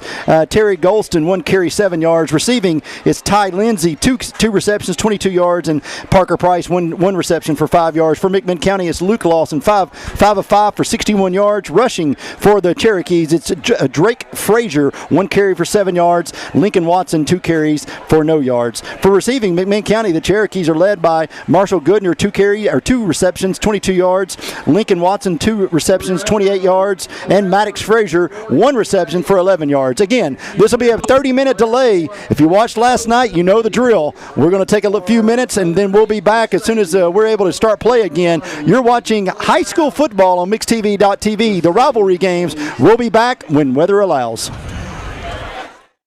The celebration of America's 250th continues, and we're keeping the savings in absolute overdrive all summer long. Get up to $6,000 off MSRP on a new Grand Cherokee. Or get up to $21,000 off MSRP on a new Ram 1500 with a 10-year, 100,000-mile limited powertrain warranty. Claim your overdrive savings today during the Make This the Summer sales event at Crown CDJR Cleveland. At Bradley Medical Center, our pledge is excellence. Every person, every time. From the beginning, we've understood that it's the people who make our town special. We all have a job to do, and we all depend on one another. At Bradley, our role is to make sure that you and your family can access the care you need when you need it from a medical team you can trust. And we're more present than ever. Bradley Medical Center, bringing it all back home. Around here, black and gold isn't just school colors, it's family.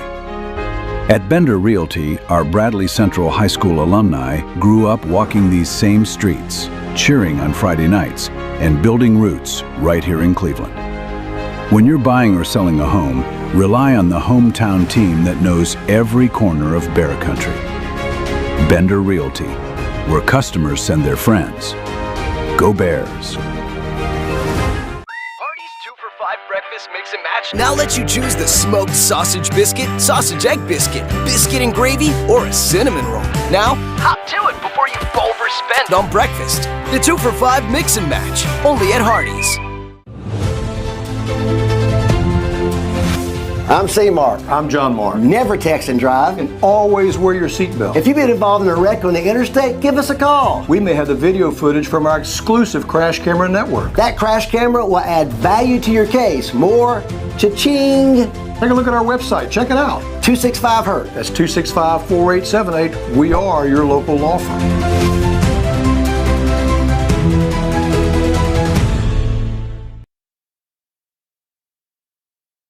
You're watching MixTV.tv, the rivalry games driven by Mountain View Nissan of Cleveland, home of the lifetime warranty.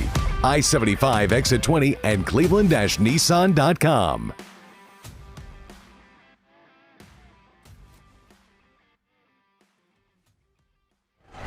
All right, back here at MixTV.tv, the rivalry games, and it seems like Stephen Shelton, you and Greg Phillips brought a little friend with you.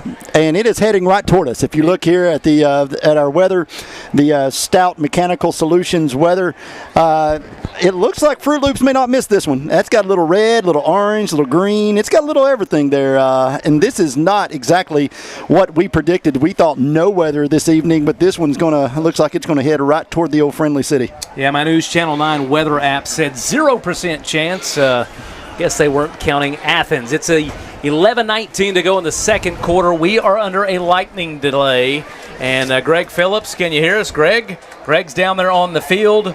What are you seeing? What are you feeling other than a cooling of temperatures as we wait for this storm to roll through? It's about 25 degrees cooler right now, but I'm afraid that's going to have some consequences. And again, like last night when we had the lightning delays, everybody kind of stayed in the stands and all that because they knew it wasn't coming. In this case, everybody's leaving. So I haven't looked at my phone, but they apparently see something that I don't because everybody's coming out of the stands and headed for cover, it looks like. So we may be under for a while.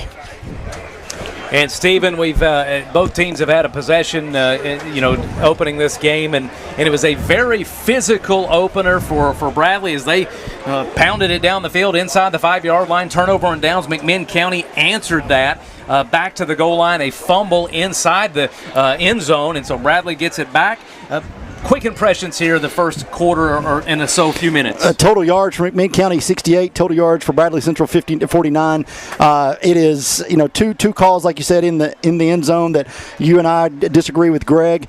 I still think we can see better from up here than he can from down there, but regardless, that could have went either way. So again, McMinn County huge fumble there at the goal line, as you said. That was a backbreaker for the Cherokees. But now here we are, 11 something on the 11-19 in the second quarter, and we have our first rain delay or weather delay, and it looks like this one may come across the stadium, and if it does, that can change the complexity because, Denny, this is one of the few fields left in our area that is still natural grass. And I love it, by the way. We talked about that. Very beautiful facility here, natural grass.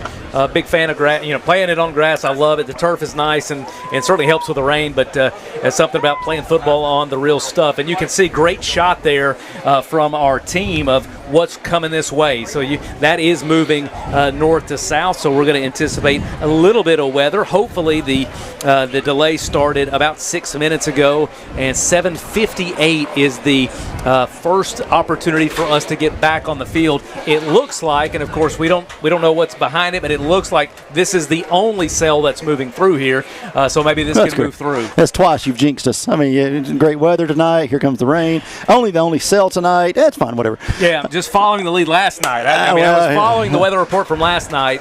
I blamed Heartline last night. I'll blame him again tonight. Doesn't matter. Listen, we're going to take a break here. We're going to go have, again, weather delay. As soon as we're able to come back, we'll be back. So stick around with us. The feed will, wherever you're watching this, YouTube, Facebook, wherever, we'll keep the video going so you can join us back. But check back in about 20 minutes here, and hopefully we'll be back into action here from McMinn County. It's McMinn County. It's Bradley 0-0, 11:19 left before halftime. You're watching MixTV.tv, the rivalry games.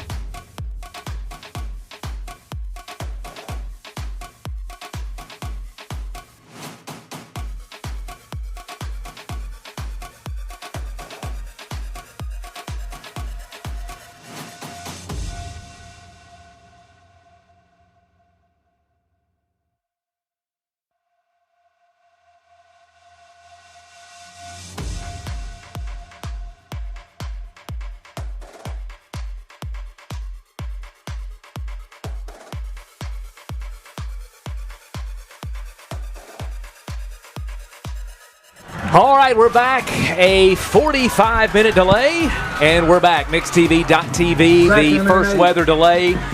If you missed the opening play, it was offsides. Bradley Central moves it to 2nd down and 8. McMinn County on the drive at the 50-yard line, and just like that, they're back complete.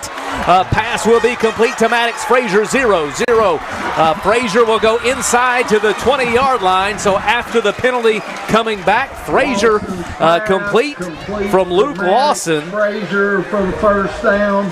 So McMinn, just like that, a 30-yard play on the second play after a 45-minute delay. Shelton, no stranger to the delay. You experienced a few. Looks like McMinn County wants to go quick. They're back to the line. Lawson directing traffic. He'll ask for the snap, then look for the play. He's got Lincoln Watson in the backfield with him. Trips out to his right. Jackson Gonzalez to his left. Bradley looking to dial it up. McMinn deep in their territory. The second possession for them. Lawson slings it out. Going to be complete. Number 2, Drake Frazier. He'll move close to a first down. Picks up about 8 yards on that reception. Pitch and catch. Lawson to Frazier. McMinn County now again lining up quickly. So Coach Cagle upping the tempo with his team after the long break, Stephen. Oh, absolutely. And what adjustments are they going to make? And it looks like they've decided tempo is what they want to do. So if you're just now joining us, we're still in the second quarter, no score. A delay, about a 45-minute weather delay. The second possession for McMinn County, the second time they've been in the red zone. Lawson steps back to pass under duress. He'll roll out to his right. Look to complete. No, he's going to take it, and a fumble. The second fumble from McMinn County, this time recovered by the Cherokees. What could have been disastrous, Stephen. He should have just thrown that one away. He had nowhere to go with it. Lost a couple of yards on that one, Denny, but he really probably should have just got rid of it. Great pursuit there from Bradley Central. Loss of about 2 yards. Going to bring up 3rd and a long 4 for McMinn. Quick to the line they go. Trips left. Lawson there in the backfield with Lincoln Watson. They're going to look to the sideline. Coach Cagle and the offensive staff calling it out here. Second quarter, no score. Under 9 minutes we go. Lawson out of the shotgun. He'll look for the snap. He'll give it. It's going to be Lawson giving to 29 Watson. Watson to the right side. He'll pick up a few, and it's going to be 4th and short. Decision time for the Cherokees. Watson. You got to go for it right here. Not sure the leg of Lawson. I heard Coach Cagle say he hit a 40-yarder in the preseason game, so he was concerned about his accuracy. Luke Lawson, the quarterback, also the kicker. Looks like it's not going to matter. They're going to line up and go here, 4th and 2. Lawson and going to be Watson in the backfield with him. Tripp's going to be left, and out to the right side will be Goodner. Goodner matched up one-on-one. If I'm McMinn County, I'm calling a timeout right here. This is a huge play. Play clock's going down. I'm resetting. I think this is pivotal right here. Both teams have struggled, to put the ball in the end zone. They're going to go. Lawson barking out orders. He'll take Goodner. Goodner in the backfield. They're going to give it to Goodner. Goodner up the middle. Going to be pick up the first down. Goodner. Marshall Goodner, number 9, took the ball out of the wide receiver, put him in motion. Great play there. Drew that up, executed it perfectly. First down inside the 5, and again, lining up quickly. Bradley trying to bring a sub off. McMinn trying to line it up quick. Here we go. Lawson and Watson in the backfield. Look for a slant. Look for a slant with Watson right here or Drake Frazier. They love to go across the middle here. The fake handoff. Look for a little play action. Fake handoff.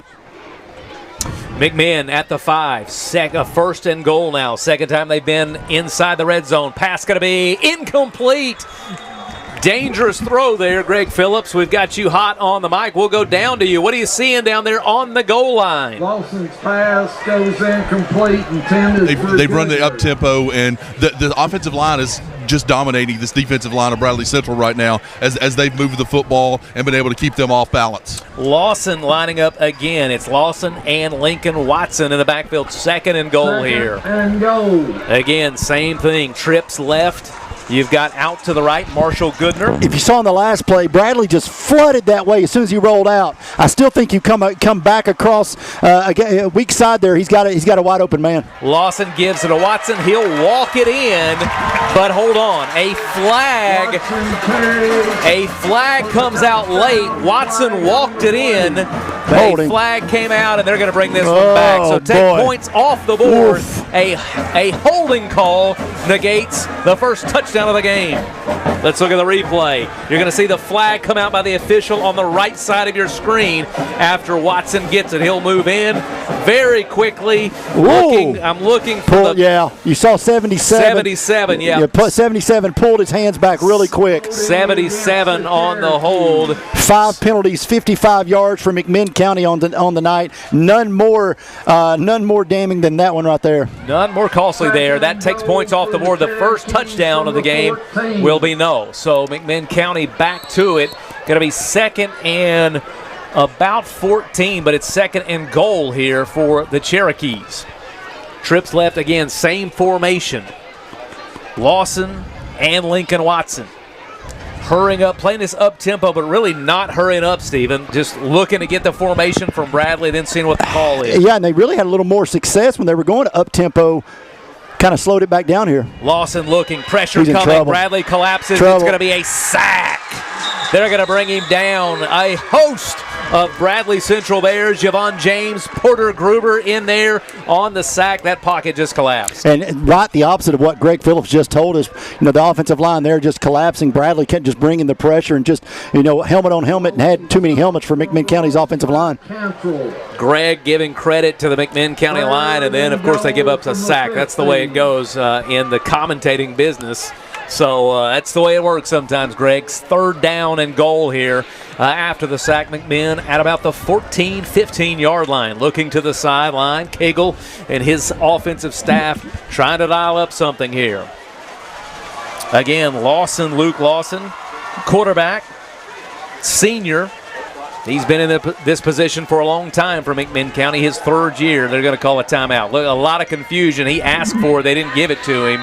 And there we go, delay a game. Lawson was asking for the timeout, and it just seems like McMinn's a little bit out of sync running this offense. Why did he not get the timeout? He went to the timeout signal. Yeah, we can see the play clock and the quarterback at the same time. He called for the timeout with 4 seconds. That's going to move them back to about the 19-yard line. Again, still third down and goal to go, even though we're at the 19. So I think Coach Cagle's looking for an explanation. Why didn't we get the timeout? 6 penalties for 60 yards now for McMinn County with 6 minutes left before the half. And remember, a touchdown was taken off the board on this drive because of one of those penalties. So 0-0 your score. If you're here, the scoreboard shows 6 for McMinn. That's not accurate. 0-0 your score. McMinn needs to do something here. Lawson will roll out to the right. He'll throw it into the end zone. What a catch! And they're going to say, complete. Marshall Goodner. Unbelievable. He climbed the ladder, and Goodner turned around. Fantastic play. Austin loved to see that again. Great pitch and catch as when Lawson threw it, Goodner wasn't even looking, turned, and it was on a dime. Great throw from Luke Lawson again to Marshall Goodner, the senior for McMinn County. First touchdown of the game. McMinn lining up the formation to see what they get here. Luke Lawson, of course, is the kicker, so makes this formation a little more tricky. Lawson, the quarterback, will also kick this PAT. Snap, high kick on the way, and look good. It is good. So touchdown. Here's your replay as Lawson will roll to the right. Goodner, great stick there, looks back, climbs the ladder. Great play, great throw. Incredible there from McMinn County. The first touchdown of the game, first touchdown of the season, puts McMinn County on top. 7-0, and we'll be back in 2 minutes here in Athens. My dad says our new Linux system saves energy. Well, saving energy means saving money. A lot of money? Yep.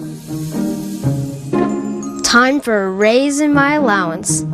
Savings year after year. a big raise. Call today for perfect air you can feel in your home and savings you can feel in your wallet. Lennox, air is life. Make it perfect. Call Dale's Heating and Air today.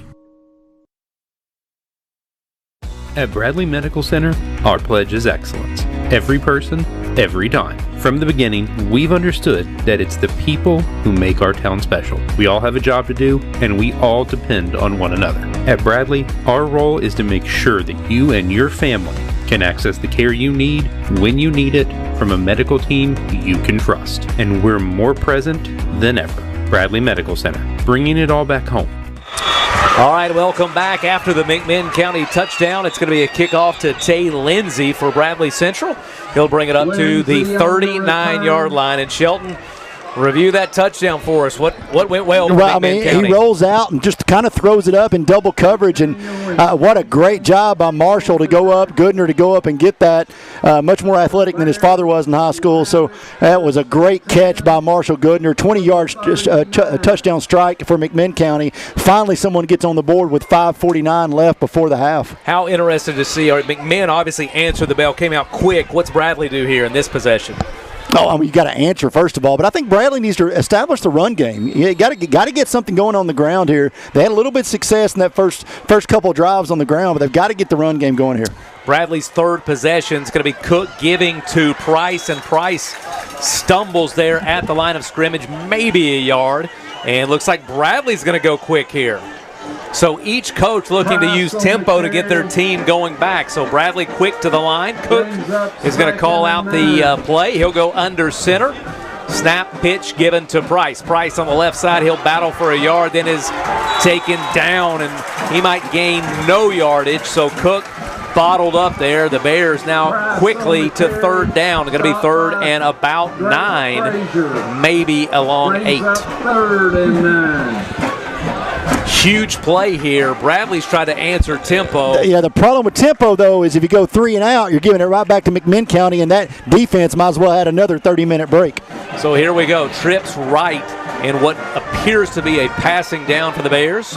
Price in the backfield with Cook. You got trips out to the right, including Goldston. Goldston in the slot. He'll go across. No, Price to the left side, dancing out to the left, but swarmed quickly from McMinn. Taken down by 34, Bryson Akers. Great play there from Akers. Will bring up fourth down. Likely a punt here from Bradley Central. So, again, nothing going there. A quick 3 and out. Yeah, a very quick 3 and out. Cook the punt. Punting for Bradley will be Tucker Cook. So a situation where our kicker is also our quarterback. And Cook, did this a couple of times last year. Bradley's, known to throw in a fake punt every once in a while. I'm not sure this is the situation for it, but we're going to have looks like a timeout on the field.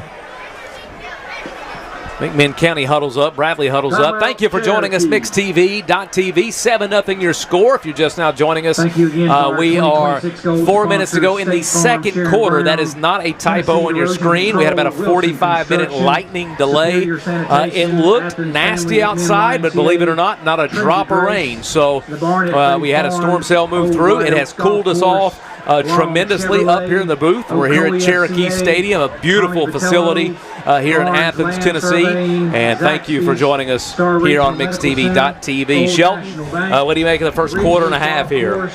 Well, I mean, again, it's it's been kind of sluggish, but McMinn County, they're definitely the best drive of the night. Quickly, Red Bank leads Ray County in the second, 15-13. McMinn Central 19-0 over Polk County. Ottawa 28, Chattanooga Central 13. David Lipscomb 17, McCallie 10. Snap's going to be good. Kick away for Cook. Called for a fair catch from McMinn County. Greg down there on the sideline. Greg Phillips, along with Stephen Shelton, Denny Collins. Greg, after that score from McMinn County, it seems like they've picked up the energy just a little bit. Cherokees will take over. Definitely, I mean, you're standing over here on the McMinn sideline. They definitely have the momentum. They have the energy right now, and they want to go fast. I mean, I'm over here listening to the coaches. They want to move fast. They think they found something there, and that's what they're going to try to exploit right here is moving fast and getting the ball down the field. Same lineup here, so it's going to be Lincoln Watson and, of course, Luke Lawson.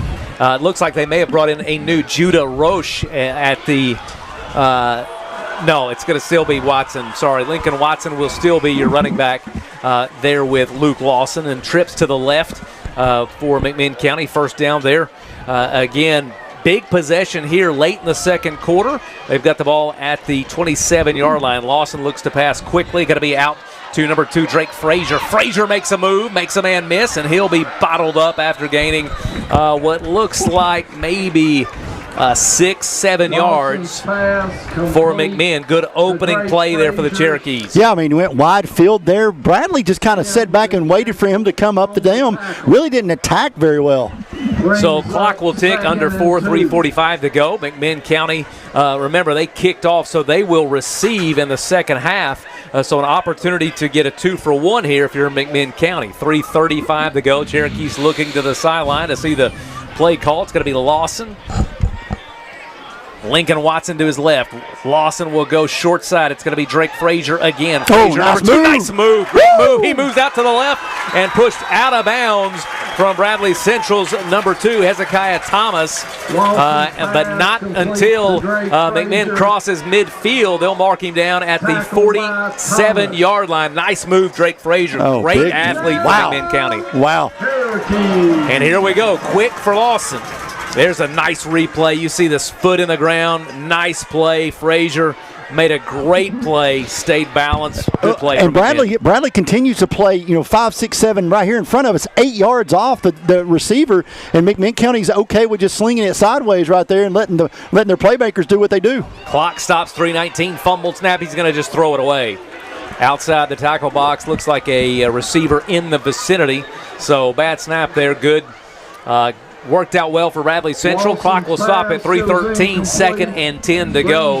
A miscue for McMinn County in what's been a nice change for McMinn County out of the lightning delay, Steve. Yeah, absolutely. Drake Frazier coming off the field after 2 really good plays there. Looks like he just needed a breather.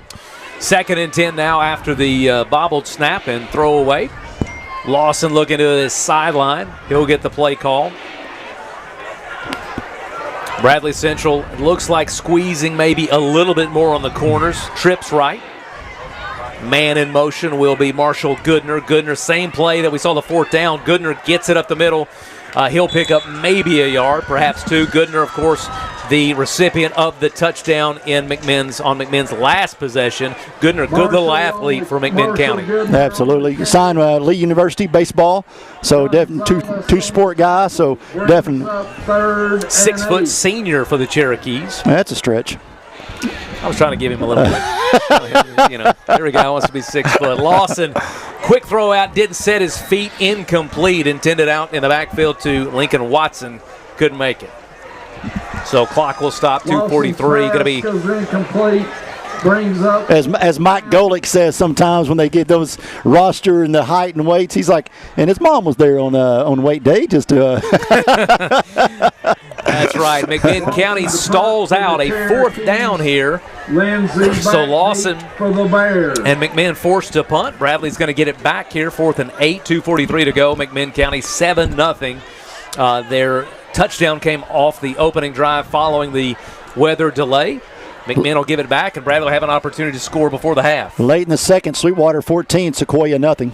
Lawson, a high kick, not very far. It's great bounce. McMinn County bounce will move about to the 11-yard line. It'll be down there by Carson Tinsman. We'll take a break real quick, 30-second break, and we'll be back with Bradley's next possession here to end the second quarter. Well, we like to think what makes Andrew Johnson make different is the way we work with our community and our customers. We also have a great staff with a lot of experience that we feel like can help you whatever your need is for banking. I love the community of it. Like I said, I was born and raised here. I've seen it grow, and I love our growth pattern. It's just a great place to live with friendly people that just make you feel at home. Incomplete there, intended for Terry Goldston. Shows that replay, Austin. Nearly picked off. Looked like a good-looking pass. Goldston could not hold on to it, so incomplete will bring up second down. Cook had a good look at it on the slant to Goldston, just couldn't hold on, and that was a dangerous play for Bradley. I mean, bounces a little bit differently. McMinn County takes that one to the house. Coming up at halftime, we believe Bradley Central principal Patrick Spangler will be joining us. He can make his way up. He'll be joining us at the half.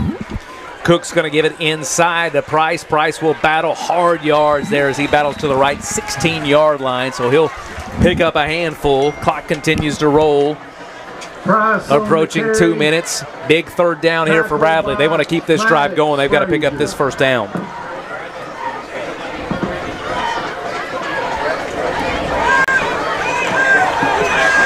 McMinn County, 7-0 lead. Only touchdown, only points of the game came in the second quarter after the lightning delay. I mean, it's 3rd and 6, and Bradley's had the ball for 21 seconds. That's it. Just not a lot of positive on that first down play. That's such a killer. Cook hoping to get some free yards, hard count. McMinn does not bite. Price in the backfield to his left, trips left. Cook will ask for it, he'll get it. He'll go out to Price. No, quick slant underneath. It's going to be Lindsey, Tay Lindsey, number 3. He'll be close. I think they'll give it to him. And, yep, they're going to spot it. First down. They'll move the chain. So big first down there for Bradley Central. Their first down in a long time. Stephen, this offense really needs to get some rhythm and get some things going. That's bigger than you think if you're not really paying attention, because that would give McMinn County possibly get the ball back for another chance to score before the half. 1:10 to go. Bradley not appearing to be in a big hurry, although they'll empty the backfield. 5 wide. Cook throws to the middle. Going to be complete. Cook complete. It's going to be the 23. Javon James, middle of the field. Now we'll probably see some rush from Bradley Central as they hustle up to the line. Nice pitch and catch. Cook to Javon James. Nice play, middle of the field. That was a strange spike. He caught it a high snap, and very fortunate there that he held on to that. He caught it and in one motion spiked it. So we'll stop the clock at 59, just at 1 minute. So second down will be the play here. 2nd and 10. Cook lucky there again, 45-yard line, but heads up play. He got a hold of it, spiked it to the ground. So here we go. Trips left. Cook in the backfield with Price. He moves into his right side. McMinn County back off the line. Cook throws it deep. He's going to go down. That's got to be a flag. Juice Sims was held on to, and no flag again. We had a pretty good angle on that as the defender, and it was Carson Tinsman. He's been all over the place. He's playing what the officials will let him do, and you'll see Tinsman had a hold of him. Maybe they'll say uncatchable, but I think it's a really uncatchable being held when you're held on to. So nothing doing there for Juice Sims. Third down here. Cook drops back. He'll go back to the middle. Same play. Nice play, inside give for Tay Lindsey. Like that play, a lot of success there for Bradley Central as a little slip screen. Lindsey picks up the first down. 47 seconds to go. Cook's asking for the ball. They're going to line it up, spot it. As soon as they do, the clock will start. And here it goes. Cook looking for it, trips left, and Cook will spike it again. So we'll go 2nd and 10, 41 seconds to go. Ball at the 45-yard line. 7-0 your score. McMinn scored right after the lightning delay, 45 minutes. I've got Cook at 86 on the jugs gun, throwing those spikes in the ground right there. He's putting a little extra oomph in, but his snap's not helping him. It's a high snap, and he's having to do something with it. Looks like Joe Milton throwing the ball. Cook, great play, great catch. Javon James holds on to it. He's gotta go down. Battling. Just go down. McMinn's holding him up. Great catch. Unbelievable throw, pitch, and catch there as Tucker Cook finds Javon James, a tight end, 6'3" senior, and they've had success with that play. Javon James, I believe his second catch of the drive. puts Bradley in scoring position here with 31 seconds to go. Great replay. Look at it. Good hands from James as he caught it, held on, and drug a few Cherokees with him. Man, he was rumbling, stumbling, but it almost worked against him. McMinn not wanting him to go down as they're hoping to work the clock there. 31 seconds to go. Bradley's first real threat since that opening drive, Stephen. Oh, absolutely. And they've thrown right over the middle, as I was saying earlier. You know, I thought that's open. The way that McMinn is trying to attack, they're leaving that open behind the linebackers, wide open. Yeah, so James has had a few catches, and of course we saw Tay Lindsay with that slip screen across the middle. So you've seen something in the middle of the field. His second reception, 51 yards for James. That's a big performance. Both those receptions on this drive. Tucker Cook, 8 of 17, 98 yards. Of course, you got to factor in the 3 or 4 stop the clocks that he's got, right? 31 seconds to go. 7-0 your score. McMinn County on top. Bradley threatening as they moved into the red zone here at about the 15-yard line. 1st and 10, Bears. Bradley Central, a couple of timeouts remain. They're going to run a bunch formation. Receivers to the right, receivers to the left. So Tucker Cook directing traffic. Price to his right. He'll snap it and roll. They'll bunch it up. He'll roll out to his left. He's got 2 open. He's got a couple open. Instead, he'll run out of bounds after picking up about 7 yards. So maybe didn't want to take the chance there. And we saw that last night, Shelton, with maybe some decision-making from Walker Valley. They took that chance. Cook instead, swallowed it, went out of bounds, and lived to fight another day. 22 seconds to go. Cook does not only picks up seven yards, but also stops the clock. So second down, they're going to give him about 5 on that. 2nd and 5 to go, 22 seconds to go. He'll take the snap, look to the middle of the field. Nothing working. He'll work out to the right. A flag's going to be thrown, complete, but they're going to call that back. It's going to be a hold. I believe they got 55. Flag on the play. Briggs Yarber, I believe, is who they got the hold on. That will be Bradley's only their 3rd penalty of the night. McMinn has 6. And, couldn't come at a worse time for Bradley. Both, it seems like each team has been bitten by penalties at terrible times. Greg Phillips down there on the field. Greg, what do you got here the last 15 seconds for us? Denny, honestly, I'm having a lot of trouble hearing you guys down here, but that's a tough penalty right there. But again, when he scrambles outside and creates time right there, you always have a chance at those penalties. So we'll see what they can do here. Makes it a little bit more of a challenge now. Put your headset on. Try to put your headset in, Greg Phillips. Get in the game. What are we doing? Unbelievable. You'll have to talk to someone else about that. All right, Greg Phillips on the sideline giving us a report. Bradley Central backed up to the 20. The clock is running. I'm not sure they're aware. 10 seconds. Clock's running. Timeout. Yeah, Call a timeout there. I wasn't even aware of that. So a precious 7 seconds ticked off the clock down to 9, and Bradley forced to use a timeout. Absolutely. Quickly, 19-0 McMinn Central leading at the half. Jesse Holden, the senior, has an interception, a strip sack, passing touchdown out of the Tebow formation. Polk has 4 turnovers in the first half, but has recovered 3 of those. Again, 19-0 McMinn Central leads Polk County, the battle of 411 over in Inglewood. You've joined us here on the Rivalry Games, MixTV.tv. We're so appreciative of it. A couple of great games last night. We had Walker Valley hosting Cleveland High School, and we've talked at length about Baylor Brentwood Academy. And, of course, this is the opening weekend of high school football in Tennessee, and it's always a special weekend across the country, and especially here in the South in Tennessee, as we get to see not only our local football teams play, but, of course, the crowd and community come out to support their teams. And it's been a great night here tonight in spite of the weather delay.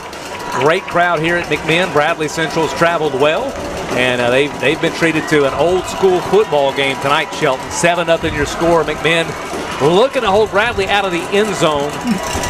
battling here from their 20-yard line. 10 seconds to go. Cook looks, dials it up, and that was a tough decision. Looks to be a little crossed up, and he was fortunate there. He looked like he was looking for the comeback route there, and it just didn't happen. And it did everything but hand it to McMinn County and just went right through the hands there. Big time drop by McMinn County. Yeah, Samir Aguilar, one of the captains, and I think he was surprised. Yes. It came right to him. It was almost like he was the receiver. Absolutely. So this could be likely the last play. 6 seconds to go. It's 3rd and 14. So you may get a quick out and perhaps a field goal attempt. Cook, drop back. He'll throw. Quick screen. No, incomplete. So that's things just kind of falling apart here. No, he threw it. That's ineligible receiver downfield. He threw it to a lineman. There was no receiver around. It looks like Bradley's going to settle for a field goal here. Of course, I know the coaching staff not happy with that, but an opportunity for points nonetheless. Kicker will be for Bradley, of course, Tucker Cook. I'm sorry, the holder. Let's see what we got here. Tucker's the holder. Kicker will be number 98, Noah Canales. Canales, the junior. And McMinn's going to take a timeout. So, Stephen, a promising drive for Bradley Central. They got the ball back at the 20-yard line drove about 2 minutes off the clock, and now they have an opportunity to get their first points of the game. What's surprised you so far in this first half of action? Well, it looked like they had some success early with the offense of running the football, and McMinn's kind of taking that away, and Bradley's down 7, but it's almost like they're in a sense of urgency now to throw the football, and they've been able to move the ball a little bit, but I still think Bradley's a team that likes to run the football, and I just think if they go into halftime, they're only down 7, you come out and you try to establish the run, make or miss this when you're still down a score. I just think that reestablish the run, but they have just definitely abandoned that here since the Lightning delay. I think Daniel Ellis is the long snapper. Canales your kicker, and Cook will be your holder. So Canales from about, the kick will be up, and the kick, it's going to squirm in there. Looks like it's good. It's good. What amounted to 30-yarder. 37, I believe. A 37-yarder for Canales gets Bradley Central on the board. A walk-off field goal for the first half. And we're going to take a 2-minute break. So Bradley Central puts points on the board as they go into the locker room for the halftime, trailing 7-3 in this first half of action. We'll be back after a 2-minute break. Oh, Greg Phillips. Greg, we're going to get a coaching update. Let's stay here, Greg Phillips. Coach Bo Cagle, I believe. Let's talk to Bo Cagle. Greg, get us what you got. Coach, first half right there, you guys came out, you had a stand right there, but they were able to move the football that last time. Talk about this first half. Well, I mean, defensively, we're going to give up, we're going to bend and not break, and that's what we did right there. The closer they get to the goal line, if we can just get them on the ground, we'll keep them from scoring touchdowns. That's our goal. And Coach, you had to be pleased with your offensive line there in the first half. You've kept Luke pretty clean, and you've been able to move the football. Yeah, we just got to clean some things up. They haven't really stopped us. We're stopping ourselves with stupid penalties. Even had to overcome one to get that one touchdown and a turnover going into the end zone. We just can't do that. We'd have a 2-score lead if we could hold them to the football. Coach, thanks for your time. Appreciate it. All right, Greg Phillips, thank you. Great job down there. Head coach Bo Cagle, his team walking into the locker room with a 7-3 lead. That's where we stand, and so we'll take a halftime break here, 2 minutes, as the cheerleaders and the band come out from McMinn County. 2-minute break, and we'll be back with the head principal of Bradley Central, Patrick Spangler.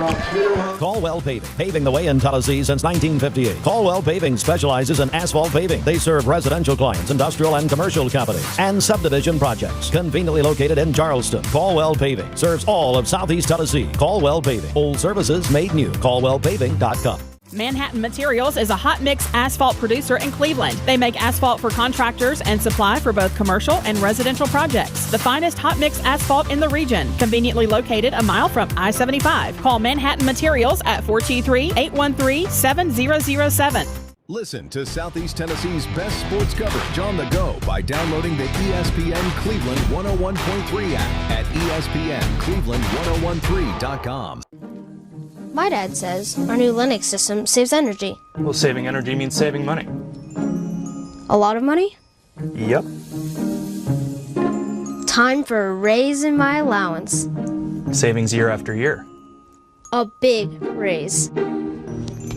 Call today for perfect air you can feel in your home and savings you can feel in your wallet. Lennox, air is life. Make it perfect. Call Dale's Heating and Air today. I'm C-Mark. I'm John Mark. Never text and drive. And always wear your seatbelt. If you've been involved in a wreck on the interstate, give us a call. We may have the video footage from our exclusive crash camera network. That crash camera will add value to your case. More cha-ching. Take a look at our website. Check it out. 265-HURT. That's 265-4878. We are your local law firm.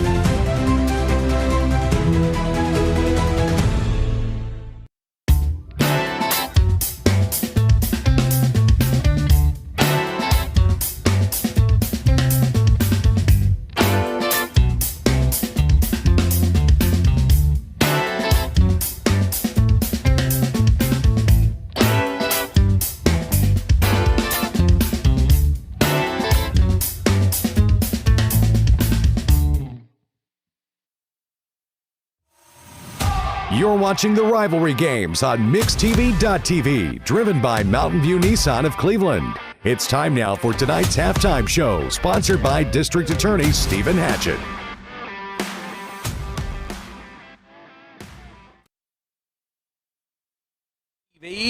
The Stephen Did Hatchett. he not just tell me to take that? Sorry, when we came back? I apologize. He did. Go ahead. And then no. Go ahead, Joe. Go ahead. No. It's a Denny Collins halftime show. Go right ahead, buddy. That's fine. Whatever. District Attorney Stephen Hatchett halftime show. I'll leave it to me to mess everything up. Folks, when we were off the air, I said, hey, it's District Attorney Stephen Hatchett halftime show. And Denny said, hey, you take it when we come back. We come back, and Principal Spangler will tell you. Denny just jumped right in front of me. Won't be our last time. Listen, I'm just here to see you guys and talk about Bradley Bears football and all. I'm not getting in the middle of it. Well, let's talk about Bradley Bears football. They're down 7-3, kind of a weird half. We've had weather delays the last two nights, at Walker Valley last year. But you guys lost a pretty incredible human and a friend to many, and this Bradley Central football team back in the basketball during basketball season, and Jonathan Carroll's son was Jonathan Carroll, first of all, friends of mine forever, but Andrew Carroll, we lost him in an auto accident, and tonight Mix TV would like to dedicate this broadcast to Andrew Carroll and the entire Carroll family. But just tell us a little bit about Andrew's impact on that campus. Yeah, I think when you talk about student athlete, I think that's the definition of what Andrew Carroll was. He took care of his business off the field, off the diamond, and just the type of kid that that's good for your campus. Right. It's good for a good leader on your campus. People look up to, and there's a lot of voids, that in the hallways that people are going to have to step up and take care of it, and obviously on the baseball and football field. So just an incredible kid, incredible student athlete, incredible family. I've got to spend a little bit more time with Jonathan and just talk through things, and we talk. He sent me a text message yesterday, and it's just special family. We definitely miss Andrew, but I can tell you every time the Bears suit up on Friday night this season, and for many more, they're going to be playing for Andrew Carroll and what Andrew Carroll stood for. Absolutely. You're just back into school. It's a difficult time for administration. You got a lot of moving parts. I know, people like Denny at the central office trying to, you patch all this stuff together during the summer, and then all of a sudden it's like the gates open, and here comes all the students back in. But football starts so early now. For the humidity and the heat is just incredible. Some of the conditions that they have to play in, especially the last couple of nights with these storms. But what is it like for the administration, for you guys to have to jump back not into the school year, but so quickly back into the athletic seasons? Yeah, no doubt. I think I first and foremost want to say I'm blessed with an unbelievable administrative team that really been with me since day one, and we're going into 8 years. So really that summer for us is doing some building upgrades and facility renovations and fixing maybe some of the things that didn't go like we planned it the year before, and then when August hits, we're full go. So a lot of athletic events are taking place. Last night we hosted Walker Valley in volleyball. Soccer was over at Cleveland, and and then obviously football on Friday nights. So when it starts, it starts. And I'm blessed to work at an incredible place with going on 111 years of tradition, and a lot of people love Bradley Central High School. And I'm blessed to work with some really, really, really wonderful people. Denny and I talked before the game.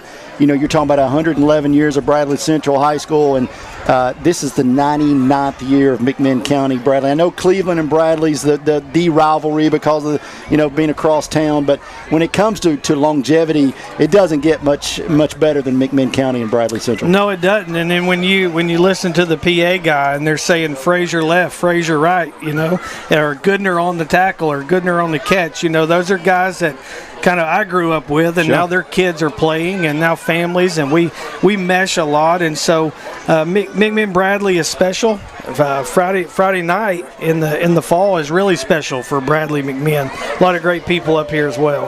And Mr. Spangler, you take you have a lot of different roles. You're principal at Bradley High School, but also you have a role in the TSSAA and in terms of how you serve in that executive committee role. What's going on in the TSSAA? I know it was an important summer. A lot of changes that have taken place, and I know that's been a conversation for a lot of different teams and administrations.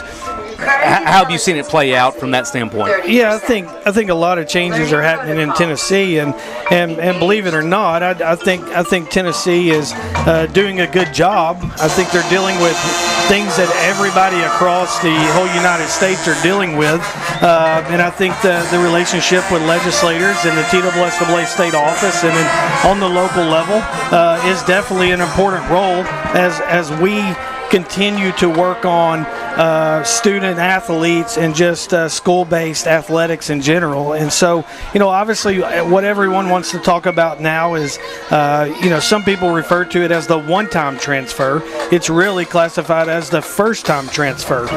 So sometimes people get that mixed up, that I can go anywhere, but there's certain restrictions that have been placed on it as we moved into this school year, which is new, and it was not what it was the last year. And so I think you're seeing people try to adapt to the new way of doing business, and so and sometimes it's difficult. Sometimes it's hard to understand. Sometimes and so I think.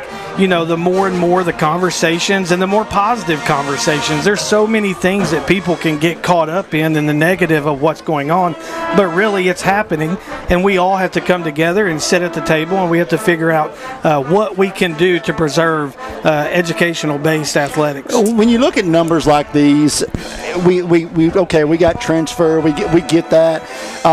I'm more concerned with how much we allow the NIL craze to leak into high school. We know pro athletes are paid, then all of a sudden it leaks down to become legal because we both know Alabama's been doing it for years. That it comes down to NIL and gets legal that now, and start hearing people like Brentwood Academy, their football team, NILs across the board basically. Where do you see that going as an administrator, though? Maybe not as part of the governing board or whatever, but as administrator, how concerning is that when you start talking about NIL type situations at the high school level? Well, I think not only NIL, I think just the whole body of what we're all dealing with in high school athletics, and I'm going to tell you, we've been blessed. We're blessed with the skilled and intelligent staff and just the guys that are leading our programs at Bradley Central High School. But I'm not going to lie, as a whole, some of those, not my staff, but some of the other guys are getting older, and the good people that have been around for a long time are getting out. I think my concern is, what are we going to do to train the younger generation of coaches to still have the integrity and the ethics and what high school athletics is all about? It seems to be one of the unintended consequences you have are coaches that are saying, you know what, that's a little bit different than I was used to, and maybe I don't want to be a part of that anymore. Is that something that you see as a concern as an administrator? Like, hey, I got to find coaches that are be willing to work in this new environment. It is, and I also think another combination of what's difficult for coaches is, everybody wants to talk about the word culture, and everybody talks about the college culture, and everybody talks, how are coaches keeping teams together at the college level when people are leaving and the amount of money that's being spent. I hope with everything that it never trickles down that far, because high school athletics is the student section sitting over there with the neon shirts on, and really supporting the teammates and the peers that are suiting up on Friday nights or in basketball Tuesday and Friday nights, whatever. It's the school spirit. And I hope that all that's happening in the landscape of athletics doesn't impact the student body and the student high school experience. Well, let's look at this. You've got one half to play here. One of the things you told me this week that you were super excited about was a road game. And as an administrator, I can appreciate that. A road game, hey, I get to go up and kind of be a little bit of a fan. That's not going to be true next week. So you got a half to play here. Next week we got a home opener. And, of course, it doesn't get easier as you entertain another rivalry game next week. No, it's fun. I joke about going on the road or whatever, but, hey, Turner Jackson says it's his favorite night of the year. Absolutely. That's right. No, it's great. I mean, we live in an unbelievable community. And so when Walker Valley Bradley are able to take the field and things, we're going to compete hard. But Jeremy Jones is one of my favorites. Think the world of Jeremy Jones, Dr. Jeremy Jones. And it's going to be a fun night. But, we got a half of football right here to play, and hopefully we can break a couple long ones. Well, let me ask you this question, because I don't like this. I don't like that it's 95 degrees and we're talking about rivalries. I would rather let's have some hoodie weather, a little colder, maybe some snow instead of the wind and the rain. Wouldn't it be better to have these rivalry games at the end of the season than at the beginning? Hey, look, I've got enough to worry about on a day-to-day basis, scheduling of when we play football. Come on, Mr. Spangler, let's go. That's a Johnny Mull question. Let's get that handled. Well, that's a Johnny Mull, Steve Hartline problem there. Steve's milking everybody for this first couple of weeks because everybody's gigged up for football season, and hey, let's get them all in here. And I will say this: I think the first of football season, there's more excitement. And to your point, I know the weather is not always cooperative, as we've seen for the last 48 hours. 24 hours or whatever you want to call it.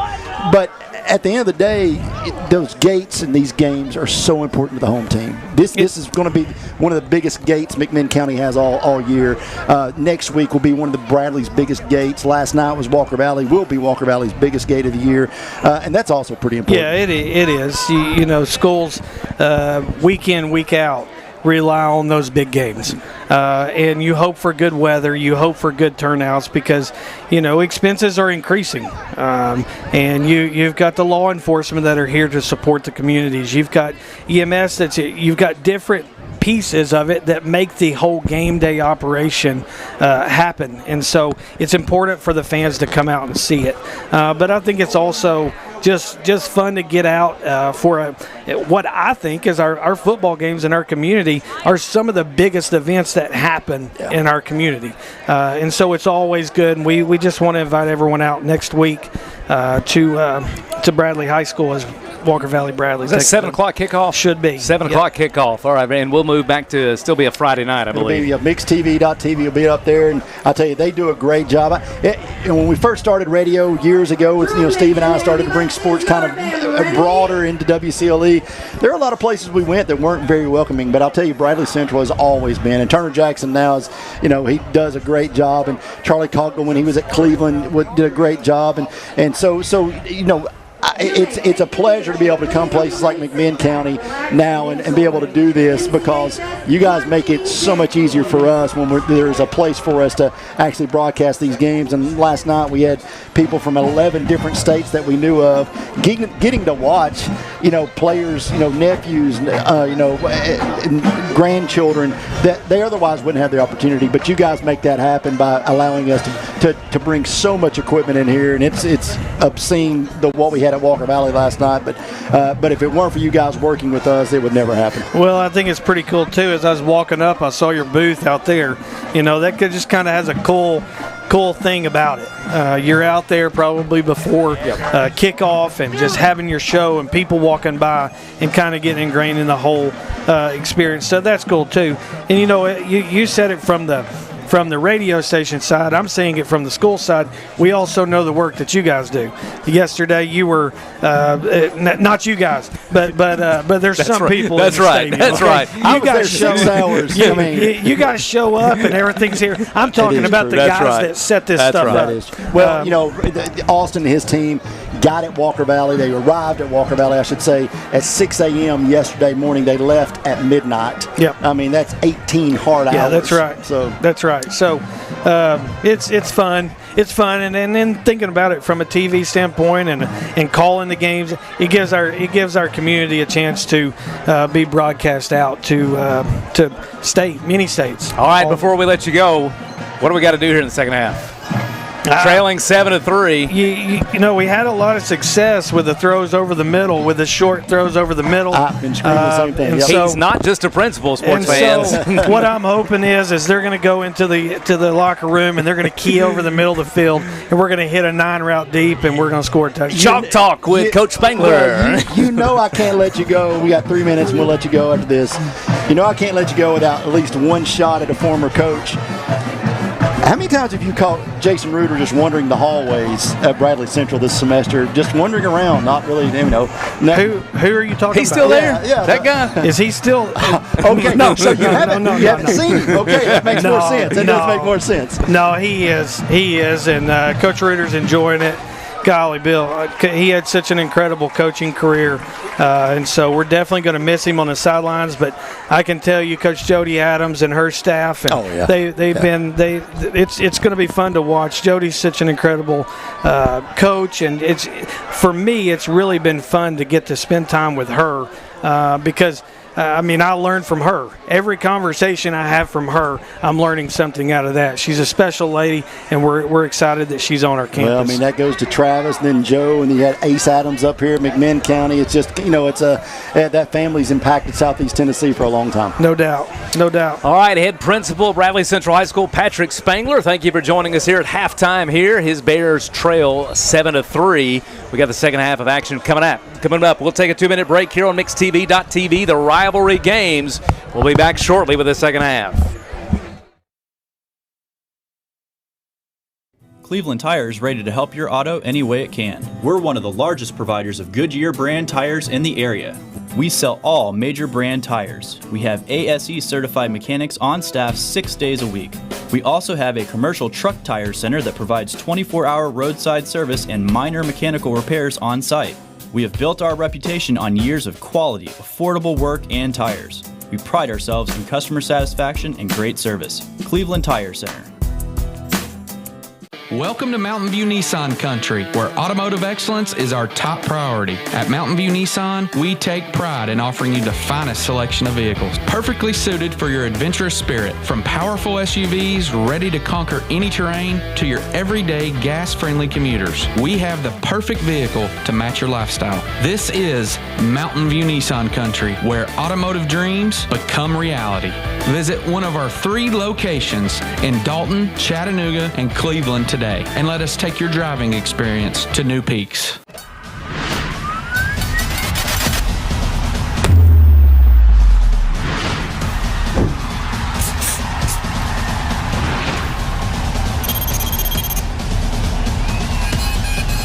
MixedTV.tv, the Rivalry Games. Tune in for play-by-play action of the most anticipated high school games of the year. Never miss a minute of sports coverage on MixedTV.tv. Cleveland Tire is ready to help your auto any way it can. We're one of the largest providers of Goodyear brand tires in the area. We sell all major brand tires. We have ASE certified mechanics on staff 6 days a week. We also have a commercial truck tire center that provides 24-hour roadside service and minor mechanical repairs on site. We have built our reputation on years of quality, affordable work, and tires. We pride ourselves in customer satisfaction and great service. Cleveland Tire Center. Do you have bricks cracking, doors and windows sticking, or cracks in your drywall? USS is here to help. Changing weather conditions cause the soil around your home to shift and your foundation to settle, compromising your home's structural integrity. USS can stabilize and even lift your foundation with our customized piering solutions, all backed by a transferable lifetime warranty. Visit USSTN.com for a free estimate. We'll guarantee our best. Call USS. At the Bridge at Ottawa, every day feels like a celebration. We're an all-inclusive community with gourmet meals served 3 times a day, an extensive activities calendar, and so much more. Our exceptional care team is here for you 24/7, ensuring you're always supported, comfortable, and well taken care of. The Bridge at Ottawa is not just a place to live, we're a place where you can thrive and live your best life. Call us today for a tour. We can't wait to welcome you to the family. Why Rhino come to Best Buy Metals? For 20 years, Best Buy Metals has provided permanent steel roofing. Additionally, we've expanded to manufacture metal siding, including steel, board and batten, and traditional lap siding. We also offer custom pole barns, from a simple roof-only structure to a fully enclosed building. Stop by one of our 7 showrooms today or visit us online 24/7 at bestbuymetalroof.com. Listen to Southeast Tennessee's best sports coverage on the go by downloading the ESPN Cleveland 101.3 app at ESPNCleveland1013.com. The celebration of America's 250th continues, and we're keeping the savings in absolute overdrive all summer long. Get up to $6,000 off MSRP on a new Grand Cherokee, or get up to $21,000 off MSRP on a new Ram 1500. With a 10-year, 100,000-mile limited powertrain warranty. Claim your overdrive savings today during the Make This the Summer sales event at Crown CDJR Cleveland. So what did you name her? Sophia. Okay, Sophia, this might hurt a little bit, but we'll do it together. All right. Good job, Sophia, I'm here if you need me. Make sure you hold the baby's head when you give the baby to the mother. What did you name him?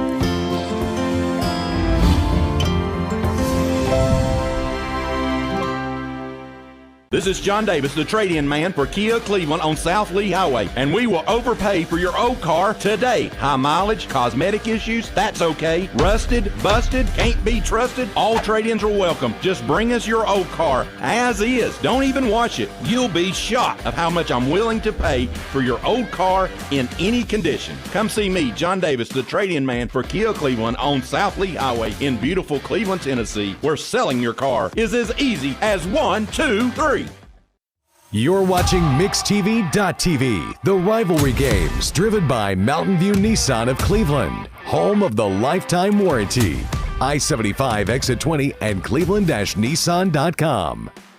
You're watching MixTV.tv, the rivalry games. Third quarter coverage is presented by Best Buy Metals. For affordable, high-quality metal roofing and siding, visit bestbuymetals.com. And we're back. Noah Canales will kick off for the Bears as McMinn County set to receive. It's going to be Drake Frazier and Lincoln Watson back deep for the Cherokees, leading 7-3 here. Just started the second half. And it's going to be received. Lincoln Watson will take it. 5-yard line. He'll be swallowed up by the Bears. He'll make it to the 15. Just had a great interview with Patrick Spangler talking about his Bradley Central High School football team and his school. And, of course, couldn't go the broadcast without mentioning the dedication of the game of the broadcast to Andrew Carroll, Steve. Yeah, absolutely. Andrew Carroll family, Dennis, everyone at the Carroll family just so well known and so well liked in Bradley County, and just a tragic loss, not only for Bradley Central, but definitely for the Carroll family and our community in whole. All right, so McMinn County, it looks like we had a flag on the kickoff, and I think Bradley Central going to make them re-kick. Does look like it. It looks like we'll restart the whole second half. So, Shelton, give us some stats. We didn't get a great opportunity. Go through those stats real quick from the first half. Yeah, for Bradley Central is Tucker Clark. A couple of spikes there.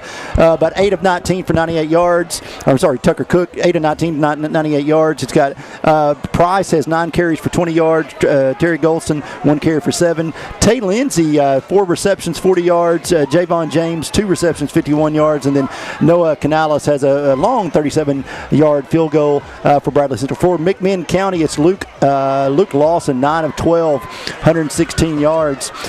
Drake Frazier's got 1 carry, 7 yards. Not a lot on the ground for McMinn County, but Drake Frazier also has 3 catches for 35 yards. Luke Lawson, 2 catches for 60. Marshall Goodner, 3 catches for 42 yards and a touchdown. Lincoln Watson, 2 catches for 28 yards. And Maddox Frazier, 1 catch for 11. We'll back it up 5 yards and start with a kickoff from Canales at the 35-yard line. Same Drake Frazier back and Lincoln Watson, even though they'll do the old switcheroo. So Watson will be on the right side now, Drake Frazier on the left. We were talking about the Adams family and with Travis and then Joe and Ace. Ace Adams, longtime McMinn County coach, is actually Bo Cagle's grandfather. Just got a tidbit of information text to me on that. Fantastic. Canales, the left footer, kicks it. It's going to go to Watson. Watson will crowd at the 3. And here we go. Out to the 20, to the 25. The Bears giving chase, and Watson going to be pushed out of bounds. And they're going to mark him, looks like the 36-yard line. So good starting field position for the Cherokees as they begin the first possession of the second half, leading 7-3. And Shelton, put us in the locker room if you're Bradley Central. What do we got to do defensively here? Well, I mean, you did a good job. They've got 7 points.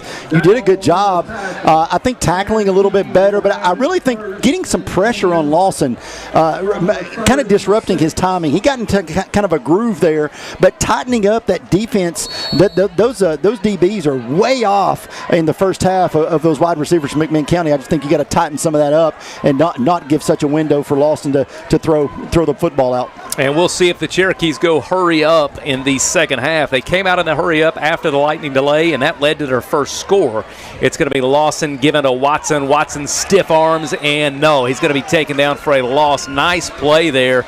Good pursuit from Porter Gruber. Gruber's had a great night. The sophomore, he's been involved in a number of tackles for the Bears defensively.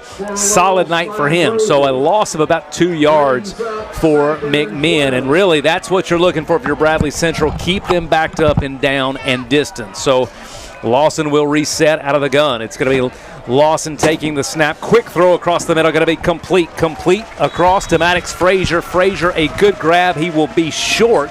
Looks like they're going to mark him about a yard short. Nice pitch and catch there. Lawson to number 0, Maddox Frazier. Great little route from him. So 3rd and less than a yard for McMinn County. Opening drive, second half, Stephen Shelton, Greg Phillips on the sideline for us. Denny Collins here, MixTV.tv. McMinn County bunching up here, looking for a first down on this 3rd down play. It's going to be Lawson to receive, Watson to his left. They'll give it to Watson. No. Lawson keeps it, throws it out wide. RPO. Great play there out to Frazier. Frazier on the left side caught it short of the first down, and he scampered for about 15 yards to pick up the first down. So Bradley Central, you alluded to it, Shelton. They're laying off those receivers, and it's hurting them big time. Yeah, I mean they're just giving them that pass right there, and that's a recipe for disaster with this team. McMinn County leading 7-3. They scored first, took a 7-0 lead in the second quarter coming out of the delay. Bradley Central answered right before the bell with a field goal to cut into it. So 7-3 your score, this low-scoring game. Both teams have had opportunities inside the red zone, but turnovers and penalties have been a plague for both squads. So Lawson barking out orders. He'll dictate Watson to the right. He'll give to Watson. Watson up the middle. He'll grind for about 3, maybe 4 yards there. Good play, and he's swallowed up by this Bradley defensive unit. Going to be 22, Isaac Page with the tackle. Nice pursuit there from the young sophomore. 2nd and 7. 2nd and 7 now for McMinn County. So you see the pace slowing down a little bit for the Cherokee, Shelton. Yeah, I mean, neither one of these teams getting a big hurry. Most of their offensive scheme. We've seen McMinn County go hurry up a couple times. Bradley tried it once, but they're okay with just, like I said, just hanging out there. Lawson looking deep. He's got him. Looking deep, finding deep. Jackson Gonzalez, number 11. An incredible throw from Luke Lawson, who threw him open. And that looked like a 37-yard touchdown completion. Lawson with a strike. McMinn County adds to its lead.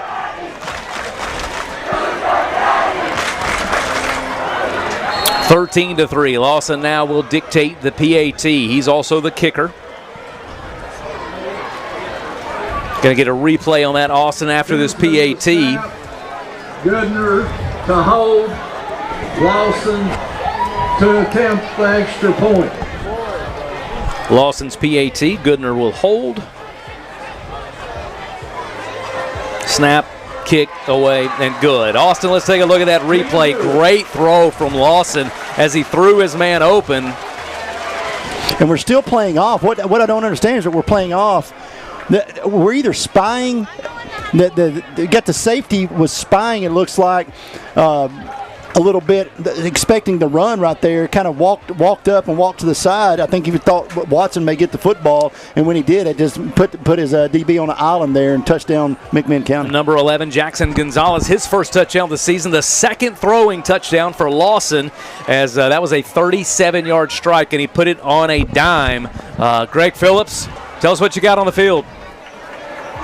Man, Denny, you guys called it. I mean, Lawson just threw that ball up. He threw it at, and let Gonzalez drift into that one. Nice throw and catch right there, and great first drive right there for McMinn County. If Bradley Central was going to have to tighten the defense up, because they didn't slow them down at all on that. They just methodically took it down the field. Greg, did you see the safety kind of cheat a little bit there and left it? Like I said, they're playing off of him so much, but the safety just left his DB on the island there. Yeah, he did. He was cheating over on the other side. Goodner was on the other side, and he was cheating over Goodner's way, and I think that kind of got him, and they weren't expecting him to throw it to Gonzalez. All right, kickoff will come down Lindsay to the left side. He'll bring it out 25-30, where he's tackled by McMinn. 31-yard line is where Bradley Central will take over. They're desperate to get back on the board. Last drive ended in a field goal, the first points of the game, but now McMinn County, of course, putting a little bit of scoreboard pressure on Bradley Central. Shelton, what do you look for in this drive from this Bradley offense? You've got to have a score. I know you've got 9 minutes left in the third, but you've got to have a score here. And we've talked about the rushing game and how important it is for Bradley Central on the ground. Give us a kind of an overview of what they've done on the ground and what they have to do to improve that. Well, I mean, Tucker's got 5 yards. Price has 20 yards on 9 carries. Golson has 1. 7. I still think you've got to establish the run here. Yeah, you've got to make McMinn County cheat up a little bit and then take advantage of them over the middle. No, I was already planning on that. No time to panic if you're Bradley Central. They give it a Price. Price on the give. It's a fumble. A fumble from Bradley. He put a hat on a helmet, and Price just coughed it up. Not much you can do about that. We saw it last night. Helmet right to the football, and Price fumbled. One of the most untimely turnovers you could imagine. So Bradley Central defense right back on the field. Yeah. Let's look at it, Stephen. You can't do anything about this. When that helmet hits the ball. Great run. Yeah. I mean, had a hole there, and just helmet on the football, and then boom, it's out. So great run. He shook off the initial contact, and the helmet right to the ball. Turnover, Bradley Central. So defense is going to have to tighten down now as a quick turnover. Defense back on the field. Over 1st and 10 from the 42. So right back to it, 42-yard line. It's going to be Luke Lawson back again, and once again, Lincoln Watson there. He'll get the ball pitched to the right side. A lot of room in real estate. He'll run down to the 30. It's going to be a first down as Watson rumbling and stumbling. Big run. Greg, a lot of energy down there from that McMinn team. A score and a turnover. You really can't dial it up any better. Yeah, these guys are happy on the sideline, and this misdirection they're running on offense is Bradley Central's going all one direction. They're coming back the other direction and just getting chunk yardage. So Lawson's going to dictate the offense here out of the gun. Here we go. Blitz coming from Bradley. They'll try to get to Lawson. They cannot. Oh, tip incomplete. Intended there for number 9, Goodner. Goodner had it, just slipped through his hands and almost gave the ball back to Bradley Central. Lawson's pass goes incomplete. He was open, though, Stephen. It's not like that was... he was open. He was open. Hit him in the hands, just could not hold on to it. 2nd and 10 now. 14-3 your score. If you're just now joining us, McMinn County scored in the first half. Touchdown went up 7-0. Bradley Central answered with a field goal. And McMinn has just scored their second touchdown on a second passing play, second touchdown toss from Luke Lawson to create the lead. 14-3. Bradley Central just fumbled to give it back to McMinn. So Lawson back, blitz coming. It will be complete out to Watson. Watson working on the left side. He's got a host of Bradley Central defenders to beat, and he'll be tackled down after a first down, marked at about the 20 or 19-yard line. So another big chunk play from McMinn. Absolutely, and great recognition there on the blitz to get rid of the football as well. Stephen, what's Bradley got to do to really put pressure on this McMinn offense? Good question. I mean, right now, nothing's going their way for sure. Same combination, Lawson and Watson in the backfield. They'll look over to Coach Cagle, offensive staff. It's going to be number 9, Goodner, to Drake Frazier in the slot. And both of those guys, Goodner and Frazier, have been dynamite. Maddox Frazier as well out there, trips right. So he'll bark out commands. He gives it no, fakes it underneath, and a misdirection there. Misread will be incomplete. So 2nd down.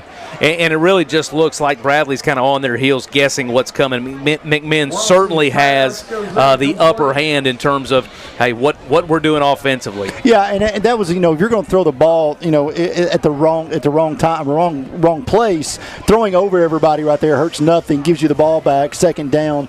And again, McMinn County continues just to move the football. Lawson rolling out. He'll look, fire, and complete. Complete, wrestled down. It's going to be Maddox Frazier. Thought Frazier might have stepped out, and wonder if we can get a replay on that. I thought he was coming in from out of bounds. Refs did not see it that way, and pass is going to be complete. See on the replay there is Lawson rolled out to the right side. Oh, I think he did. Yep. Looked like he stepped out of bounds. Officials missed that call. So it should have been incomplete there. Nonetheless, it's going to be McMinn County 1st and goal at the 5. So here we go. Lawson dictates again. Watson in the pistol formation. Barks out the order, sees the formation, turns to his sideline.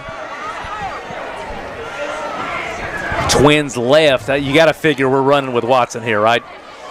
And there it is. Watson up the middle. Misses the first tackle, eludes it, and Watson walks in, and they capitalize on the turnover. So the first rushing turnover, or first rushing touchdown resulting from the Bradley Central turnover puts McMinn County up 20-3.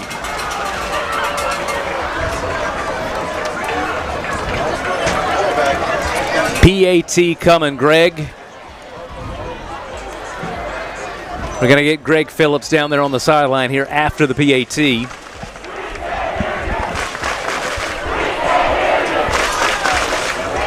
And they're going to go for 2. So they saw what they wanted. They pitched it out, and they're going to get it. 2-point conversion is good, and it's Maddox Frazier on the trickeration. So a 2-point conversion puts McMinn County up 22-3.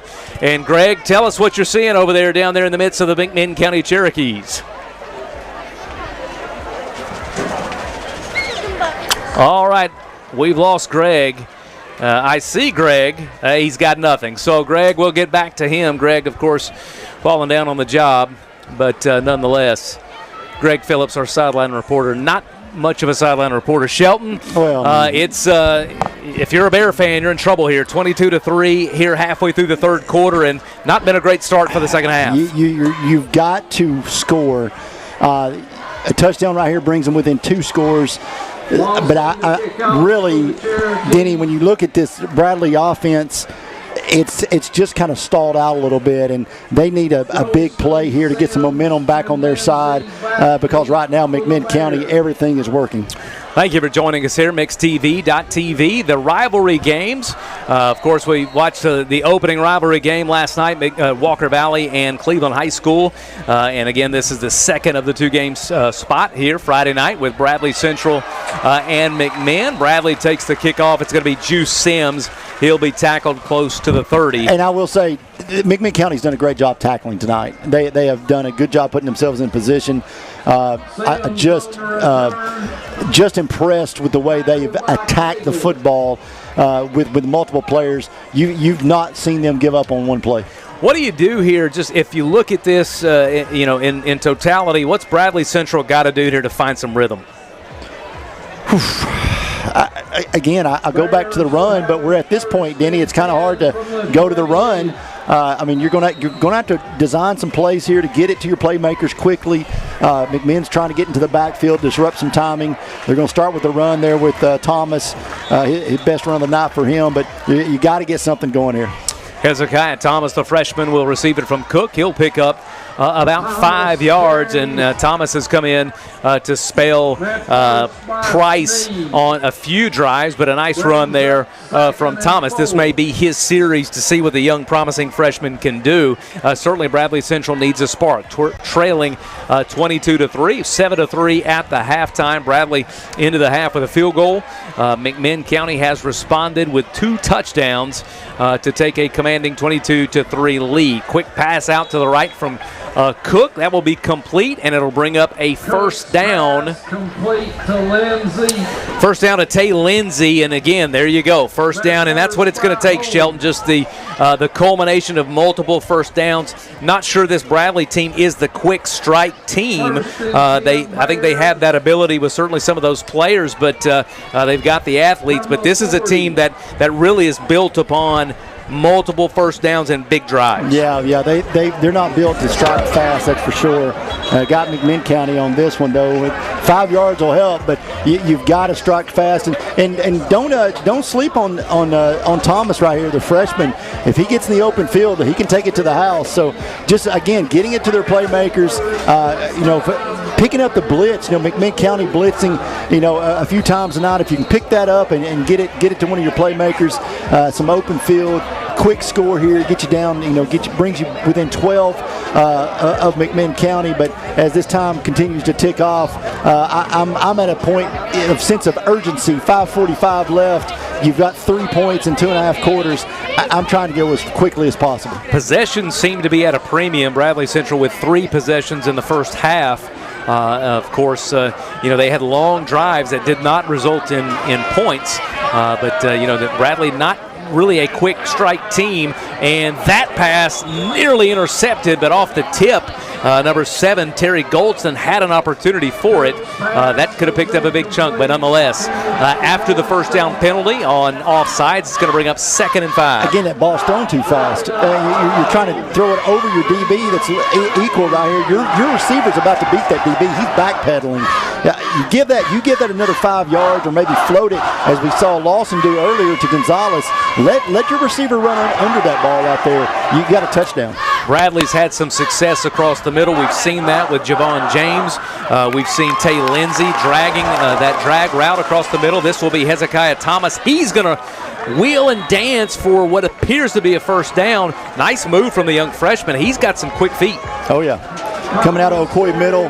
Had a historic career there at Ocoee Middle, now at Bradley Central, and got a bright future ahead of him. And tonight, maybe in this point of the game, give him the football and let's see what happens. Bradley certainly in need of a spark, and Hezekiah Thomas picks up the first down for his Bears. So here we go. Cook there, Thomas still in the game, spelling Price at halfback. 1st and 10 for the Bears at midfield. Trailing 22-3. The give will be to Thomas. Thomas will dance in the middle. Nice hole there from the offensive line, and he'll pick up about 5. And we don't call a lot of those guys often. Damon Crenshaw, number 77, Briggs Yarber, great job blocking for them. Number 62, Nick Velez, one of the captains. They've done a great job opening up holes for this team. 51, Ryland Centers. Again, this offensive line trying to create something for their freshman running back. It's going to be Cook at quarterback. Thomas still in the backfield. They'll look and, yep, they'll get it again. The second offsides for McMinn County. Hadn't seen that in the first half, and all of a sudden that hard count's getting them. Yeah, Cook's going with that hard count there and got them twice already on this drive, which is going to put them second in inches for a first down. So here we go. Clock continues to wind. 4:14 to go in the third quarter. Yep, it's late because we had a 45-minute lightning delay. Shelton brings it with him wherever he goes. He had two last night. You're the one that said, hey, the weather's great, not a cloud in the sky. Then boom, here we are. That's fine, Denny, whatever. Factually correct when we arrived. Not a cloud in the sky. Second and short. Bad snap. Cook corrals it. He'll look deep. It's going to be complete. Makes a great play outside of number 3, Tay Lindsay. You got to get out of bounds right there. You just got to get out of bounds. You've caught the ball. Get out of bounds. Stop the clock. Nice comeback route, and Cook corralled it. Let's see that on replay if we've got time, Austin. He corralled that, rolled out to his right, kept his wits about him, and hit Tay Lindsay for the first down. Here we go. Great job, Austin, by the way. There it is. Nice play, good pickup. Again, inside the 30 at the 26-yard line. Still going to be Cook and Thomas in the backfield. The give will be to Thomas. Thomas shifting to the left. Quick feet, dances outside. Not much going, maybe a yard. Couldn't put his foot in the ground and move upfield. Yeah, one cut away right there. If he could got that little seam, may have had something to work with, but just couldn't get there. No gain there, but second down. And again, this is best field position from Bradley Central. And again, victims of a turnover. Bradley gave up a fumble in their second possession of the second half, and that fumble led to the touchdown for McMinn County to expand this lead to 22-3 as we move to 3 minutes in the third quarter. Thomas still in there. This is his drive. Cook in there as well. Twins out to the right. 36-yard line. Second down for Bradley on the march. Cook snaps. It'll be Thomas. No. Cook will roll out to the right. He's got a man deep. Not sure he got enough.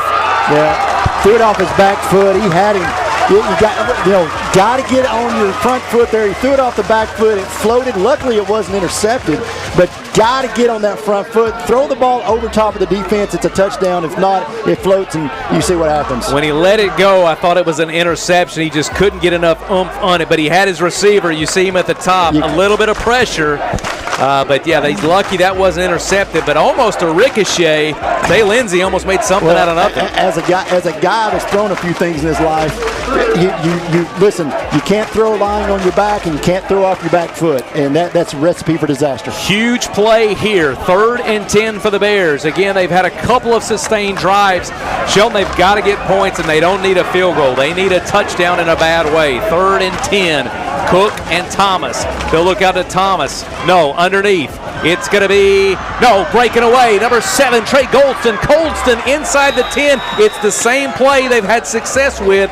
Goldston underneath that little slip screen. Nice play across the middle in a very timely moment. Now here we go. Bradley's going to go quick. So Cook's barking out orders to his offensive line, setting the protection. Thomas in there to his left. Twins to the right at the 9-yard line. 1st and goal. Cook will give it to Thomas. Thomas to the right side. He'll spin, stay on his feet. Nice footwork. He'll pick up 2, 3, maybe 4. Looks like they'll mark him at the 5-yard line. Good footwork from the freshman, Shelton. No, he's shifty. Runs hard, too. We're going to give him 5. Put it at the 4. Put it at the 4. So good spot as Hezekiah Thomas puts his team at the 4-yard line. Timeout asked for by the officials. So Bradley will bring their squads over. McMinn will come over here. A huge drive of promise. Under 2 minutes to go for Bradley Central. Shelton. Yeah, the only problem is they've eat up 4.5 minutes on this drive, and that's a backbreaker when you're down, 4 scores here basically. And Hezekiah Thomas has come out, give him a little bit of a spark. 5 carries, 20 yards. Again, and Tucker's doing a good job. 11 of 24. You got some of those are the spikes in the first half, but right now the story has been Luke Lawson, 14 of 19, 205. And 2 touchdowns for McMinn County. We've got a cramping situation on the field, so we'll take a 60-second break and be right back here with Bradley Central threatening at the 4-yard line. 2nd and goal to go. Back in 1 minute. Is it Greg? What's up, Bear Nation? I'm Anthony Boyd, General Manager at Cleveland Ford. Friday nights in Cleveland aren't just football, they're Bear tradition. They're packed stands, bright lights, black and gold pride, and a community that shows up. At Cleveland Ford, we're proud to stand behind our Bear athletes, students, and fans. This football season, bring your game ticket to Cleveland Ford and receive an extra $500 off any new or pre-owned vehicle. We're cheering for the Bears every Friday night at Cleveland Ford, your hometown dealer since 2003. The celebration of America's 250th continues, and we're keeping the savings in absolute overdrive all summer long. Get up to $6,000 off MSRP on a new Grand Cherokee, or get up to $21,000 off MSRP on a new Ram 1500 with a 10-year, 100,000-mile limited powertrain warranty. Claim your overdrive savings today during the Make This the Summer sales event at Crown CDJR Cleveland. You're watching MixTV.tv, the rivalry games driven by Mountain View Nissan of Cleveland, cleveland-nissan.com.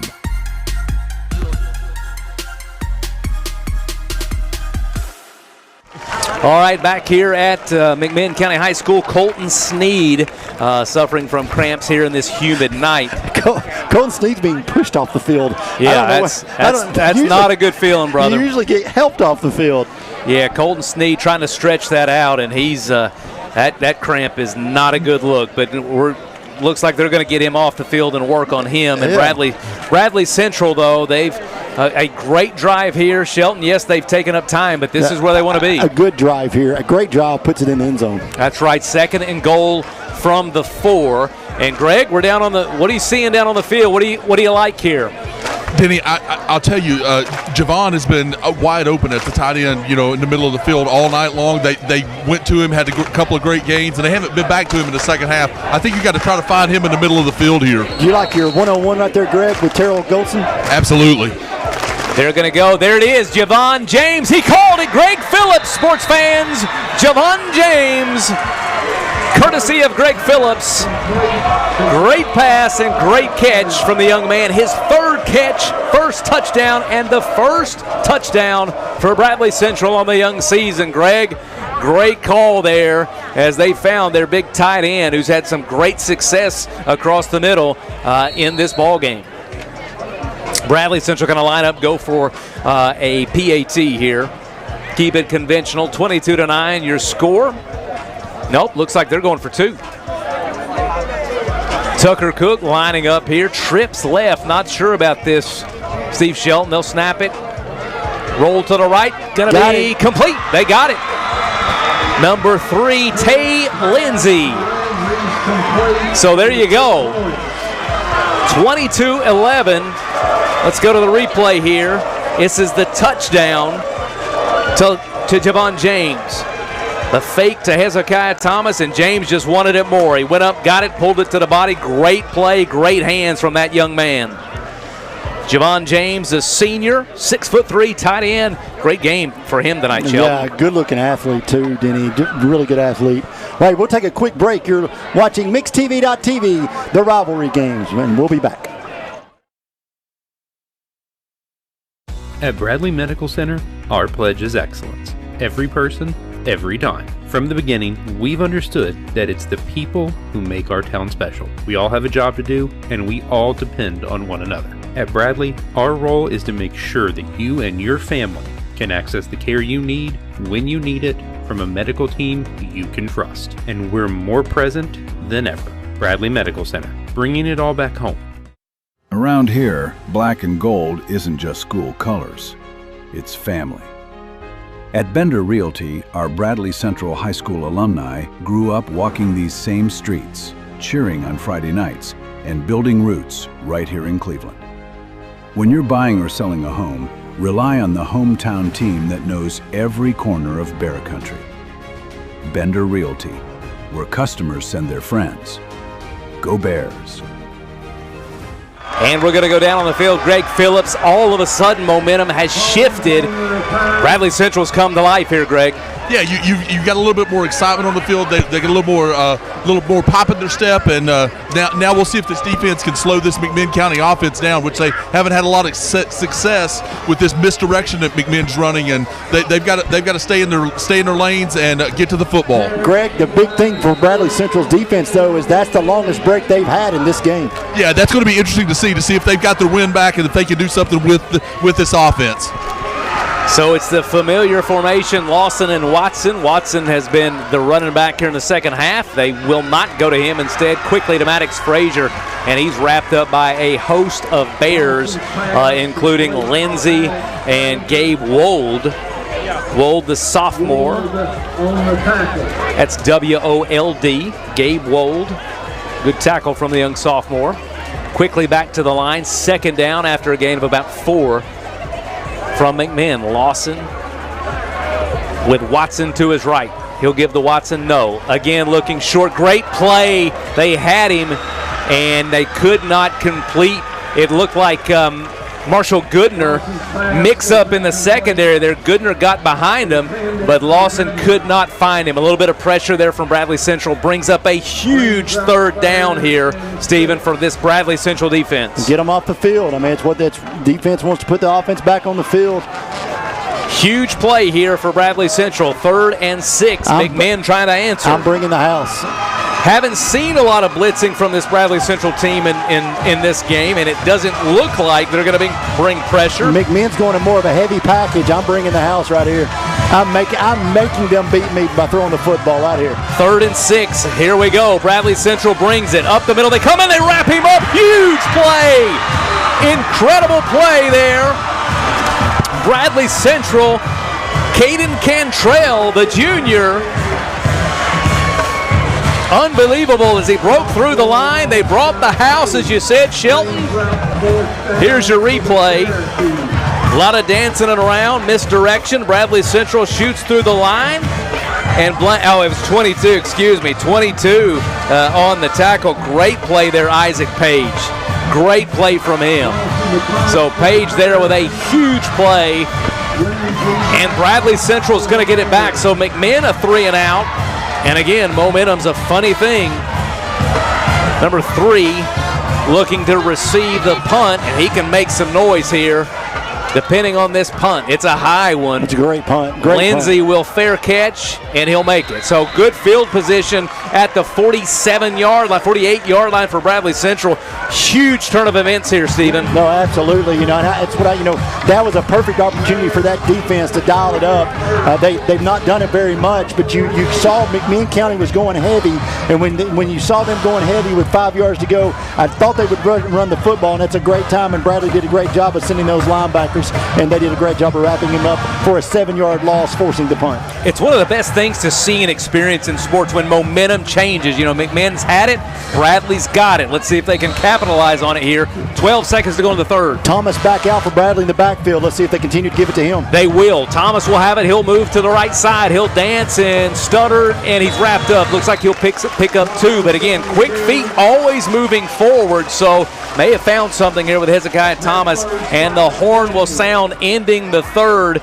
It was a tough one to start, but Bradley Central has capitalized, and they've got a hold of momentum here, and they've got the ball as we start the fourth, trailing 22-11. Back on MixTV.tv with the rivalry games in just a moment. Mix and match. Now let you choose the smoked sausage biscuit, sausage egg biscuit, biscuit and gravy, or a cinnamon roll. Now, hop to it before you overspend on breakfast. The 2 for $5 mix and match, only at Hardee's. You're watching MixTV.tv, the rivalry games. Fourth quarter coverage is presented by our friends at Be the New You. No starving, no fad diets, just real food and medical science designed to drop pounds and restore your energy. Learn more at BeTheNewYou.com.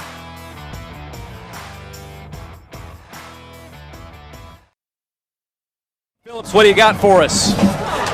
As I saw in that last play, one of the advantages of being down here is Lawson's battling through some cramps right now. The young man is fighting through, and he's doing it, but he's definitely stretching a lot, trying to keep his legs from cramping up. So we'll see if that develops as a story as we go. And Coach Cagle talked about it in the preseason interviews. how thin his team was, and in a hot, humid night like tonight, that's a big play for them. Yeah, I don't know depth chart wise. Maybe Marshall Goodner, if Lawson has to step out a couple of plays, but that would be a huge loss and a huge swing for Bradley Central if Lawson has to go out with the cramps. But you can see him down there getting hydrated right now. We'll see how that plays out. For now, it's Tucker Cook wanting it all. He's going deep down the sideline. What a catch!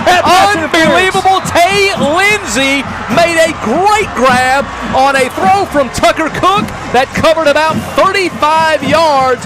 What a play, Stephen. Oh boy, oh boy. What a swing right there. Great thrown ball, but even better catch. Unbelievable. What a throw. Let's dial that up and take a look at that. What a great throw.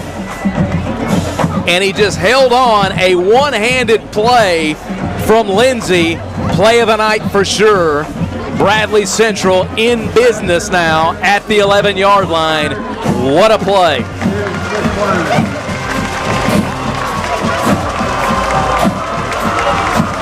Bradley Central dancing with the momentum for sure. It'll be Thomas on the inside run. He bounces it out to the left, and he'll pick up, looks like 4 yards. Good bounce there for the young man. It's going to be second down. Bradley Central can pick up a first down here. Ball spotted on the 11, so if they get it to the 1, it'll be a fresh set of downs. A 4-yard pickup for the freshman Thomas. What would a touchdown do here, Shelton? Oh, it changes the whole trajectory of the game. I mean, Bradley was left for dead there for about a quarter and a half, and now all of a sudden they're back. And Hezekiah Thomas has kind of sparked some of this. Not so much on the score sheet, 7 carries, 26 yards, but he's given them enough balance that McMinn County has to honor him enough that it's loosening up some of that secondary. So it's going to be Cook and Thomas again. Thomas to his right. Cook will take it. It'll be Thomas left side. He'll dance, and signal. Yes, touchdown, Hezekiah Thomas. The first touchdown for the young man, the freshman. What a play, what a drive. On the heels of a great throw from Tucker Cook to Tay Lindsay, Hezekiah Thomas dances it in and brings this Bradley Central team within 5, and they'll certainly go for 2 here. Hezekiah Thomas has been a spark in this second half. Here's the 2-point play. Cook, Thomas inside run. They're going to stack him up, so no good that time. Score will remain 22-17. Let's take a look at that replay, Shelton. Just great run. He bounces outside, gets behind 2 of his blockers there, cuts it back just enough, squeezes in, boom, touchdown. Great vision, great awareness. That's a special moment for that young man. His first touchdown as a Bear. And it couldn't come at a better time, bringing his team within 22-17. Bradley has all the momentum, Greg. Greg, if you're there, how's it feeling now? McMinn County has been at the peak of momentum, and now they're in the valley. What are you seeing over there? Man, you called it, Denny. I mean, that's exactly what's happening. Is the momentum has switched sidelines right now. You see a lot of energy on the Bradley side and a lot of standing around over here on the McMinn side. Greg, do you think some of the depth issues for McMinn County, do you think that's starting to show up here late in this game? I think that's part of what we're seeing. I think these guys going both ways is really affecting them, and they're a lot more tired. They're having to go both ways. It's the play of the game right now that Bradley's guys on one side of the football. Seems like we got a lot of guys, Drake Frazier in front of us, really working out that calf muscle. So a lot of guys from McMinn that have seen a lot of snaps, a high snap count on a humid night. They're trying to work out that cramping issue and get in the game for their McMinn County team. But nonetheless, they still have the lead, Shelton, 22-17, just under 11 minutes to go. So if Bradley can get McMinn to go 3 and out right here, put that defense back on the field, they could get good field position and also get a very tired McMinn County Cherokee defense to try to take advantage of, especially with the spark they've gotten with Thomas right now and what he's been able to do for this Bradley offense. McMinn won the game last year 21-17. Bradley led the game throughout, and McMinn pulled it out at the end. This is the opposite of that. So Bradley's kind of been left for dead, and now all of a sudden they've got the energy and momentum, and McMinn County is kind of stammering around asking a lot of questions. So here we go. Lawson. Got a key on Frazier right here. Don't let him get going in the backfield. This defense seems to have a little better step. Lawson will go out to his right side. It'll be Frazier. Frazier to the right side. He'll dance around. A missed tackle. And lucky. He was out of bounds. Looks like we've got the Bradley coaches. Well, they've been wanting this all night, so they run this little screenplay out here where they catch the receiver. If we look behind, we got a here, flag. Yep. Yeah. So if you look, the front two receivers, it's holding. They've done it 2 or 3 times right here. They finally called it against McMinn County, but they've wanted it two separate times and finally got it. You saw the Bradley coaching staff go crazy. So good catch on that. And what was a positive play, now going to back them up. So it's going to be 1st and long, and that's really tough to get out of. 1st and 20. Bradley got what they needed here. A big penalty on 1st down. Backs McMinn up and down in distance. And I'm going to tell you what, it is just going downhill for McMinn. And now if you're Bradley, you're really going to dial up this thing. You want to put enough pressure on them that you want to try to get them to make a mistake. Right here's a great time for a pick 6 if you can get Lawson frustrated enough to throw the ball somewhere he doesn't want to. McMinn County up 22-3, and Bradley Central has answered back with back-to-back touchdowns. They're controlling the game now. It's on the shoulders of their defense.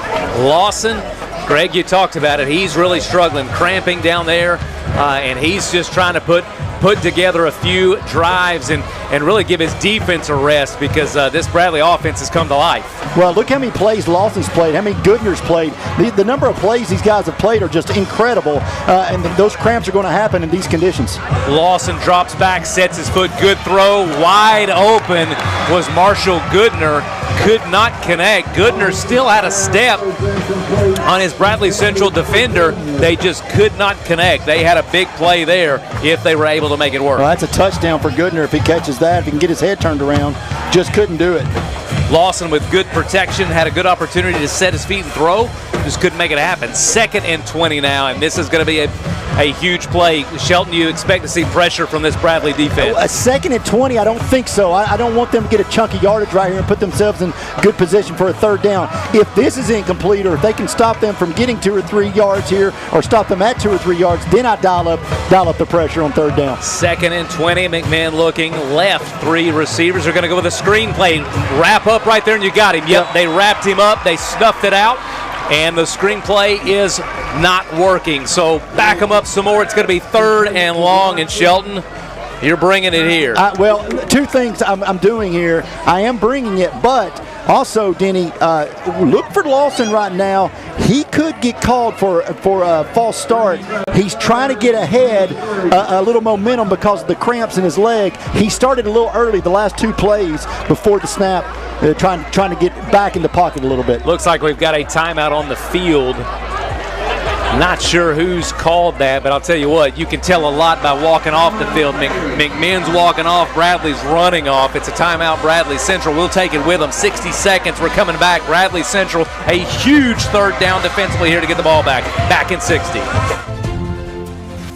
I'm C-Mark. I'm John Mark. Never text and drive. And always wear your seatbelt. If you've been involved in a wreck on the interstate, give us a call. We may have the video footage from our exclusive crash camera network. That crash camera will add value to your case. More cha-ching. Take a look at our website. Check it out. 265-HURT. That's 265-4878. We are your local law firm.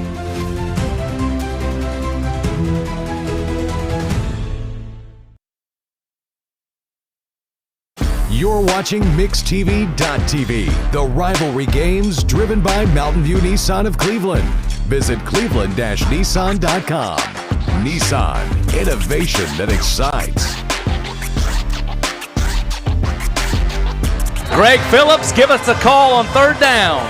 Fellas, this may be the play of the game right here down here on the sidelines. This is going to be big. We can see if they just need to get out from behind the shadows of the goalpost. Lawson with his feet at the 5-yard line. He drops back to the goal line and a flag. It's going to be another, looks like. I think Bradley may have taken it. They take a timeout. Surely not. They just took the last one. We'll see what the call is from the official. It's equipment. Yeah, equipment, number 5. So that's going to take. But listen, that works out great for Bradley. You just saw with the formation that McMinn County is going to go. They're going 4 wide on our side, on the near side of the field. So that gives Bradley, actually works out in their favor. Touche, well played, Bradley coaching staff. So here we go, Lawson, nobody in the backfield with him, 5 wide. He'll drop back, feet in the end zone. He's scrambling, he's struggling, looking, firing. It's going to be complete. Number 6, dancing. You got to get him down, and he is. 24-yard line, so he'll be about 6-7 yards short of the first down.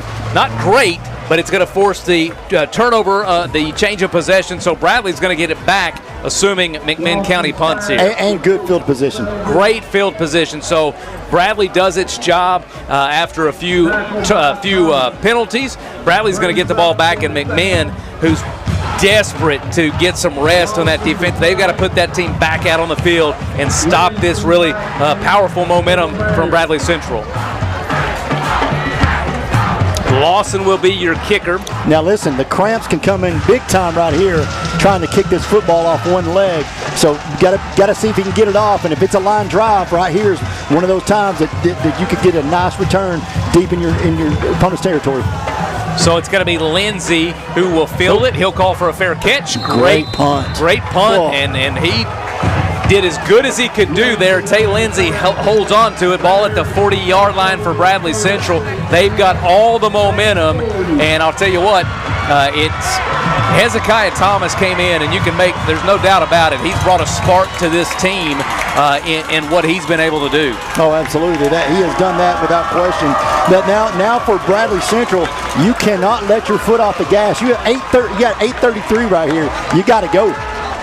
All right, so Thomas is going to get a breather for this series, and back into the game is Price.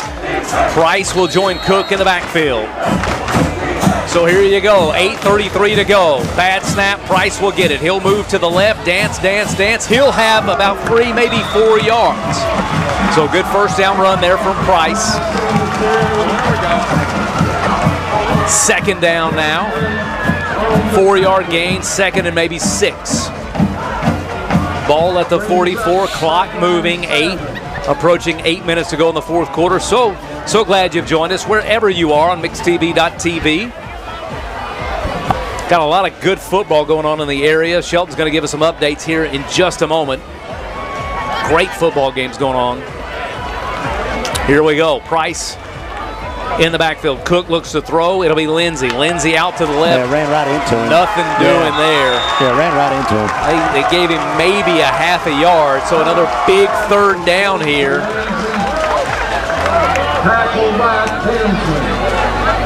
Third down to go, 6 yards for the first, 7:30 to go here, and McMinn imploring the crowd to get behind this defense. Would be a huge stand for the Cherokees. Timeout, I think McMinn wants it. They do. McMinn wants it. They're going to take a look at it, talk it over. We're going to take it with them. 60 seconds. We'll be back with this big 3rd and 6 in the fourth quarter on mixtv.tv. My dad says our new Linux system saves energy. Well, saving energy means saving money. A lot of money? Yep. Time for a raise in my allowance. Savings year after year. A big raise. Call today for perfect air you can feel in your home and savings you can feel in your wallet. Lennox, air is life. Make it perfect. Call Dale's Heating and Air today. At Bradley Medical Center, our pledge is excellence. Every person, every dime. From the beginning, we've understood that it's the people who make our town special. We all have a job to do, and we all depend on one another. At Bradley, our role is to make sure that you and your family can access the care you need when you need it from a medical team you can trust. And we're more present than ever. Bradley Medical Center, bringing it all back home.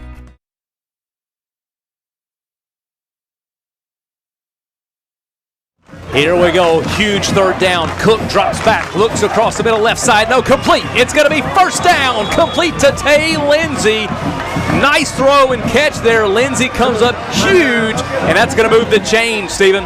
Oh, big time play, big time catch. 10-yard pitch and catch there for Bradley Central. And again, you got a McMinn player down, but big play there. Cook had an opportunity to plant his foot, throw off the front foot, and had Lindsey there. Great catch and big first down as we've got a Cherokee injured on the far sideline. We'll take a 60-second break. and be right back. I'm Clark Campbell. I've lived here in Cleveland, Tennessee for 24 years, and I'm so proud that I get to shop for my business to get my truck right here in my town. I left my gas truck a couple years ago when I realized that this mid-sized truck with a diesel engine could pull my trailer with so much more efficiency, and they helped me find it. There are a lot of options when it comes to dealerships. This is going to be the first place I go to every single time.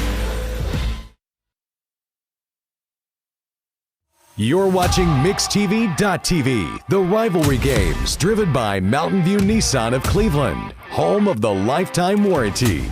I-75 exit 20 and cleveland-nissan.com. Back here at McMinn County High School, got a cramping issue for McMinn County, so player injury. During this timeout, 7:13 left in the game. Bradley picks up the first down 22-17 with 7:13 left. Scoreboard, the Warren and Griffin Attorneys at Law scoreboard. Again, last night, Cleveland defeats Walker Valley 48-20. Polk County is trailing over. It's a final now, 25-0. Polk County is defeated tonight. A tight one over in Decatur, 20-20. Chattanooga Prep and Meigs County. Ray County is down by 2 to Red Bank Sweetwater to drill Sequoia. Chattanooga Christian is getting defeated by Ottawa. Hickson down to East Hamilton. Brentwood Academy lost to Baylor, and Lipscomb and McCauley all tied up at 24. All right, that was Carson Tinsman, the defensive back for McMinn County with an injury, and they got him off the field. Hope he's good. First down here for the Bears, going to be at a Price. Price will battle on the right side, pick up maybe 5 yards. This McMinn County team, I'll tell you what, Coach Cagle talked about, their grittiness and toughness, and they've been tough because it's a very thin roster in terms of who contributes, and these guys have really come to play tonight. So hats off to the Cherokees for their effort and energy, and they've still got the lead here, 22-17, 6:45 to go. They have led throughout the game. Bradley threatening. Cook takes the snap. We're going to reset this as we've got a penalty. Looks like a false start on the Bears. Yep, that's right. False start on the Bears. So back them up 5. Second down and 10. Moves them back to the 48-yard line. That's the Bears' 5th penalty tonight for 45 yards. Tell you what, it's been really interesting here. The third quarter did not start off great for Bradley Central. McMinn scored, then Bradley fumbled, followed by another McMinn score. But Bradley has capitalized on the play of some young players, and none bigger than Hezekiah Thomas coming into the third quarter. And man, they've really rallied around that play, and they've made a great game. Oh, son, what a hit. Unbelievable. Terrell Goldston was met and greeted rudely by the Cherokee defender. Get a number on that. I believe that was Selvage. Maddox Frazier's who it is. 0 for McMinn County. Huge hit, and that puts Bradley in a terrible spot. Third down and 16 to go.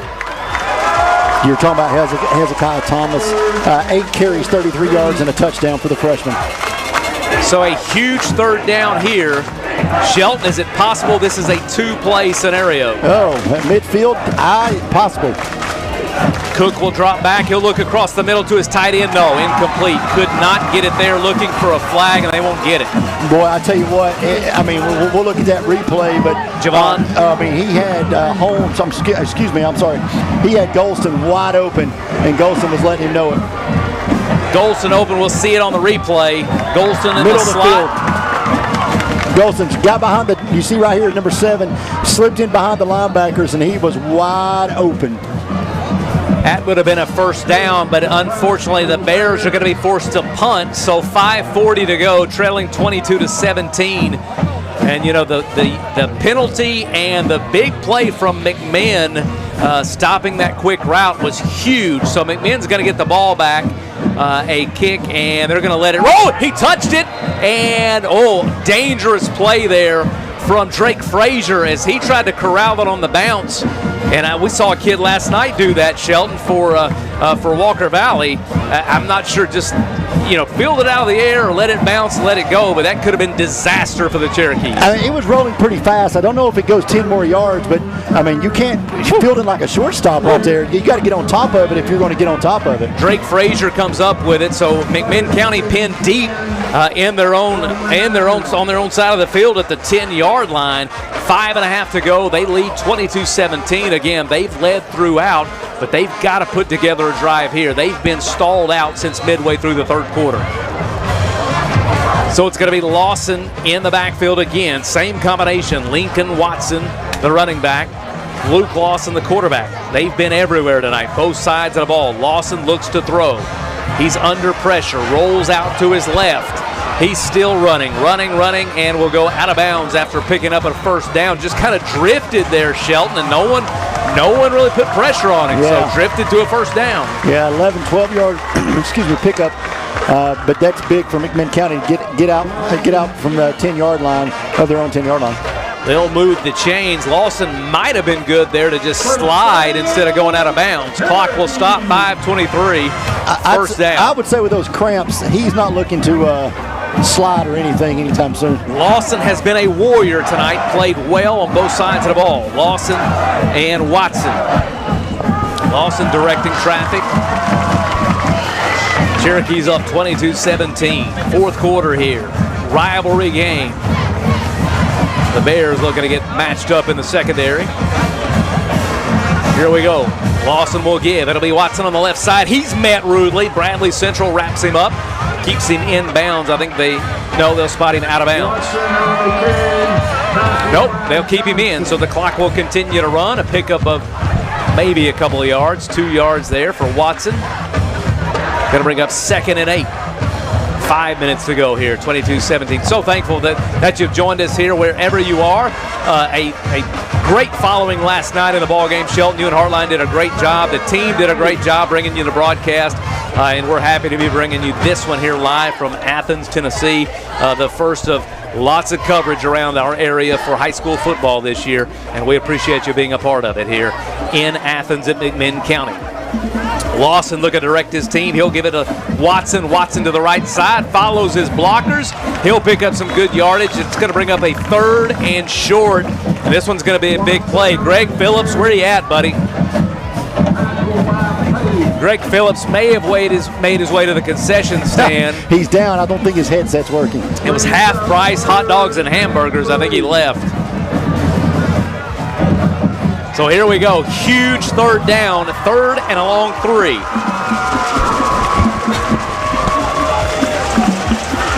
If ever there was a time to stand this offense up for Bradley, it's now. Lawson and Watson. They'll go to Watson. No. Lawson looks to throw across, but incomplete. And that'll unbelievable. He had him open, in and out of his hands. A little hot on that one, maybe a little too much mustard. A little Joe Milton on that one, but he got excited and, man, just slung that one probably 83, 84 on the jugs there. Oof. Yeah, he let that one go and could not complete it to Maddox Frazier. And so here we go, 4th and 3. Would be really difficult to go for this. Okay, so you got 2 options as a special teams coach. You can go after this, but you risk running into the punter. So your question is, are you disciplined enough to get sideways, get parallel with the punter and try to block it that way, because you don't want to run into him. But it looks like Bradley's thinking they're going to get good enough field position regardless. They're going to let him punt it. And it's a fake. Here we go. Luke Lawson around the left side. He's going to pick it up. What a gutsy call from Bo Cagle. Woo! Oh, what a call. Lord mercy. Not sure that was a call or if Luke Lawson saw something that he liked, but he found some real estate on the left side, and that's a huge first down for the Cherokees. 3:30 to go, and McMinn is sniffing the end of this game here. Just a few minutes ago, there may be only 1 first down away in this ball game. Here we go. They're going to milk every second of the clock. It's Lawson and a couple in the backfield. Watson joined by Drake Frazier. Lots of strain and stress on Bradley Central here. They've got 2 timeouts remaining. 3 minutes to go. The give will be to Frazier. He'll work to the left side, and he'll pick up a first down before he's tackled. Makes his way to the 41-yard line. That was a big first down play. That's an 18-yard pickup. Moving into the 41 at the 41-yard line for McMinn. That was a killer, Stephen. 2:44 to go. Bradley needs a strip right here. They've got to get a fumble. You got to try to get the ball back. You got to go for the strip. 2 timeouts for Bradley. 2.5 to go. Man, that fourth down punt was unbelievable. The fake punt on 4th and 3. Well, Bradley flooded away. You just see, they drop back in coverage. You're better off to, keep him honest. Call for the fair catch. It looked like they were going back for a blocking formation there and just left him alone. Same running play there, and it's going to be a tackle. That's a horse collar. They're going to call a horse collar, but I think you got him by the jersey. It was Isaac Page. Anything around the neck area from behind. So it's going to be a penalty. I'd love to see that fake punt, that 4th and 3 again, as we see the horse collar here. Well, that's if we can get that fake punt, I'd love to see that again. 4th and 3, so Bradley got what they wanted. Here we go. Watch Bradley kind of flutter. We send him 4-5, and then we're dropping everybody else back, and then we can't get to him. Certainly the play of the game thus far, as Luke Lawson, who has really gutted out this game, battling cramps. He is your quarterback and your punter. Can you show us the horse collar here that they called in this very last play? Thanks for that. Here we go. So it's Frazier again. Excuse me, Goodner. Yeah, Danny, anything from behind, they're basically saying now anything from behind. Okay. Yep. Basically did all he could do there. I mean, you almost can't blame Page for that, but it's going to cost his team an additional 15 yards. So here we go. McMinn in control at the 15-yard line. 1:56 to go, clock running. McMinn not in any hurry. So Bradley needs something pretty desperate here. Lawson, Frazier gives it to Watson. Watson dances to the right. He'll be met by Bradley. Host of Bradley defenders. Watson on the carry. He'll be tackled after maybe a gain of 1. Bradley's going to spend one of its timeouts. And they'll stop the clock at 1:39. We'll take it with them. 1:39 to go. McMinn up 22-17, but threatening here. 60-second timeout on MixTV.tv. Well, we like to think what makes Andrew Johnson make different is the way we work with our community and our customers. We also have a great staff with a lot of experience that we feel like can help you whatever your need is for banking. I love the community of it. Like I said, I was born and raised here. I've seen it grow, and I love our growth pattern. It's just a great place to live with friendly people that just make you feel at home. You're watching MixTV.tv, the rivalry games. Fourth quarter coverage is presented by our friends at Be the New You. No starving, no fad diets, just real food and medical science designed to drop pounds and restore your energy. Learn more at BeTheNewYou.com. All right, welcome back. 2nd down and 8 here for McMinn at the 12-yard line. 2nd and 8, 1:39 to go. They lead by 5. I don't expect Lawson to do anything more than to hand this off or keep it. And they do. It'll go to Frazier on the left side. He'll be wrapped up, tackled. I'm sure Bradley will go timeout here. So all-important 3rd down here for Bradley Central. And, of course, this drive was kept alive by a 4th down fake punt deep in their own territory. Huge, Shelton, unbelievable play call. Yeah. And I just wonder, did Luke Lawson make that call? Pretty gutsy. If he did, no one's going to say anything to him about it. Absolutely. Luke Lawson has been a warrior tonight for this McMinn County team. So is a lot of these players. One of them coming off the field now, Drake Frazier, number 2, battling cramps. Lincoln Watson. A lot of these young kids play both ways, and we're early in the season, so their conditioning is being tested early. Bradley Central has rallied as well. They were down 22-3, and they stood up, and they've made this a great ball game. Had an opportunity to stop them at 4th and 3, get the ball back, and go for the win. Luke Lawson, 19 of 27 for 283 tonight. Yeah. Yep. Great night for him. as he's vying for player of the game. A couple of touchdown passes as well. Maddox Frazier, 6 receptions, 101 yards. Lincoln Watson, 11 carries, 33 yards and a touchdown. Marshall Goodner's had a great night as well. 3 carries and 22 yards on the ground. Here we go. What do? Lawson in the gun. Watson to his right. Looks like they're going to try to go. No, here we go. Lawson rolling to his right. No way he throws this, right? Yep, he will. Throws complete and out of bounds. First down. Great design there. Lawson held on to it to the last minute. So it's going to be 1st and goal, a minute 23 to go. I got a feeling they're going to nail on it here. Bradley has no more timeouts, no opportunity to stop the clock. So this would be your ball game. Sheldon, there's nothing we can do here. No. It's nothing that McMinn has done a great job. Again, just an incredible job on that one play really made this. But great job by Bo Cagle and his staff. They just have done just a tremendous job of preparing this team and battling through a lot of cramps. You had a lot of guys, key guys that were down throughout this game. So McMinn County, who has led throughout, they are poised to win this game a couple of snaps away. Update from Decatur, Meigs County has pulled off the last second win there, 40-38 over Chattanooga Prep. Shelton, you highlighted that game early, talked about Prep's schedule and how difficult it was. And Meigs County, of course, I think fortunate to escape that game. Big win for Meigs County as they start 1-0. Yeah, you can see there. Chattanooga Christians come back and defeated Ottawa, which is a big loss there for Ottawa, who had big hopes this year. So it looks like McMinn not in the victory formation. Lawson back in the shotgun with Watson to his left and Frazier to his right. So maybe not satisfied. No, they are. They're going to take a knee. Yep. And that should do it. One more knee. The shotgun knee is always interesting to me. Yeah, it gives them more time. I get it. But man, this is going to be a big win for Bo Cagle as he runs the streak to 3 straight over rival Bradley Central.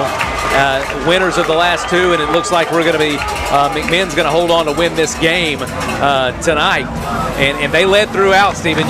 They got the lead early, took advantage of every opportunity, and held on to fight off that momentum from Bradley Central. So all around, big win from McMinn tonight. Here we go, under 40 seconds, and Lawson will simply take the snap, take the knee, and I think that's going to do it. And here we go. Celebration ensues. Big win for the Cherokees. 3 in a row for McMinn County. 3 in a row. Bo Cagle celebrates with his team. Bradley Central will regroup in week 2 as they entertain another rivalry game. We're going to take a quick 60-second break, come back and recap for you on MixTV.tv, the rivalry games.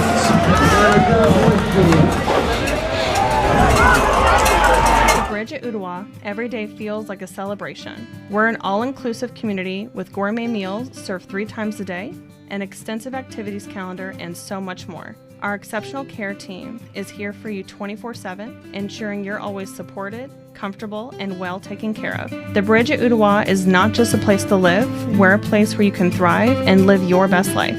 Call us today for a tour. We can't wait to welcome you to the family.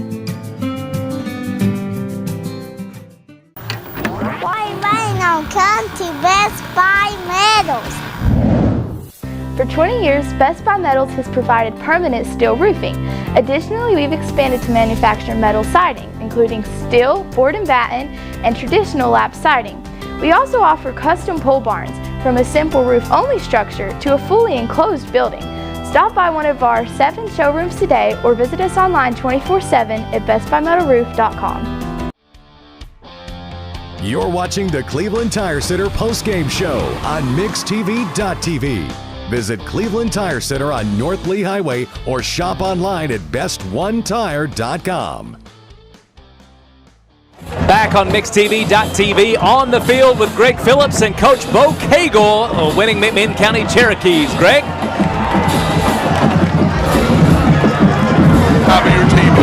saw so many kids out there just gutting it out tonight. I know you love to see the way these kids play tonight. That's McMinn County football. I mean, you got kids playing both ways, cramping all over the place, just gutting it out, saying, I can do it, Coach. I'll go in and do it. And you can see the tears and the sweat and blood running down their face. I'm so proud of them the way they played. I'll tell you, Coach, I mean, I was on your sideline the entire game, and just watching your kids come out there and play like they did, and again, giving their all for that jersey, for that name on the front of the jersey. Talk a little bit about Luke Lawson and what he meant tonight. Well, first of all, was that him or was that you? Let me just go ahead and put that on Luke. I thought so. Because, I mean, what a gutsy play right there. Absolutely has to be play of the game. We do not want to give them the ball back at that point. And just to make that play is just huge. It's a great play right there. Yeah, he threw for almost 300 yards tonight. Yeah, he was at 283, and I know he completed a couple lights, so he was right at 300. But again, I know he was over here cramping and just standing out there, just gutting it out. I mean, all kinds. You know, we got kids playing positions that they hadn't played in a while. We're moving them around. There was, and it's documented how thin we are. So it's trying to find the right fit, and we just gridded it out all over the place tonight. And Luke had a great game, along with a bunch of other kids too. Absolutely. I mean, I could sit here and name 25, 30 players that just, again, which is about what you played tonight. But, Coach, again, the 3 in a row versus Bradley against the rivalry, and then you go right back into a rivalry game next week. Yeah, I mean, it is. We're going to tour Bradley County next couple of weeks. Hopefully we can keep some momentum. But, man, I don't know. You know, we're going to get beat up. We're beat up right now after week 1. Yeah. Hey, Coach, the good part of it is I know you're not going to do it for long, but enjoy the win tonight and then get ready to play again tomorrow. Absolutely. I enjoy all of them, wins or losses. Absolutely. Coach, thanks for your time. Appreciate you. That's it from down on the field. Back to you guys. All right, Phillips, thank you. Head coach McMinn County, Bo Cagle, and certainly celebratory for him. Get to the Hardee's highlight, Shelton. Yeah, I mean, highlights started out kind of slow a little bit. Bradley Central here, you can see at the start of the game before the first lightning delay, no, not the first one, but the only one of the night.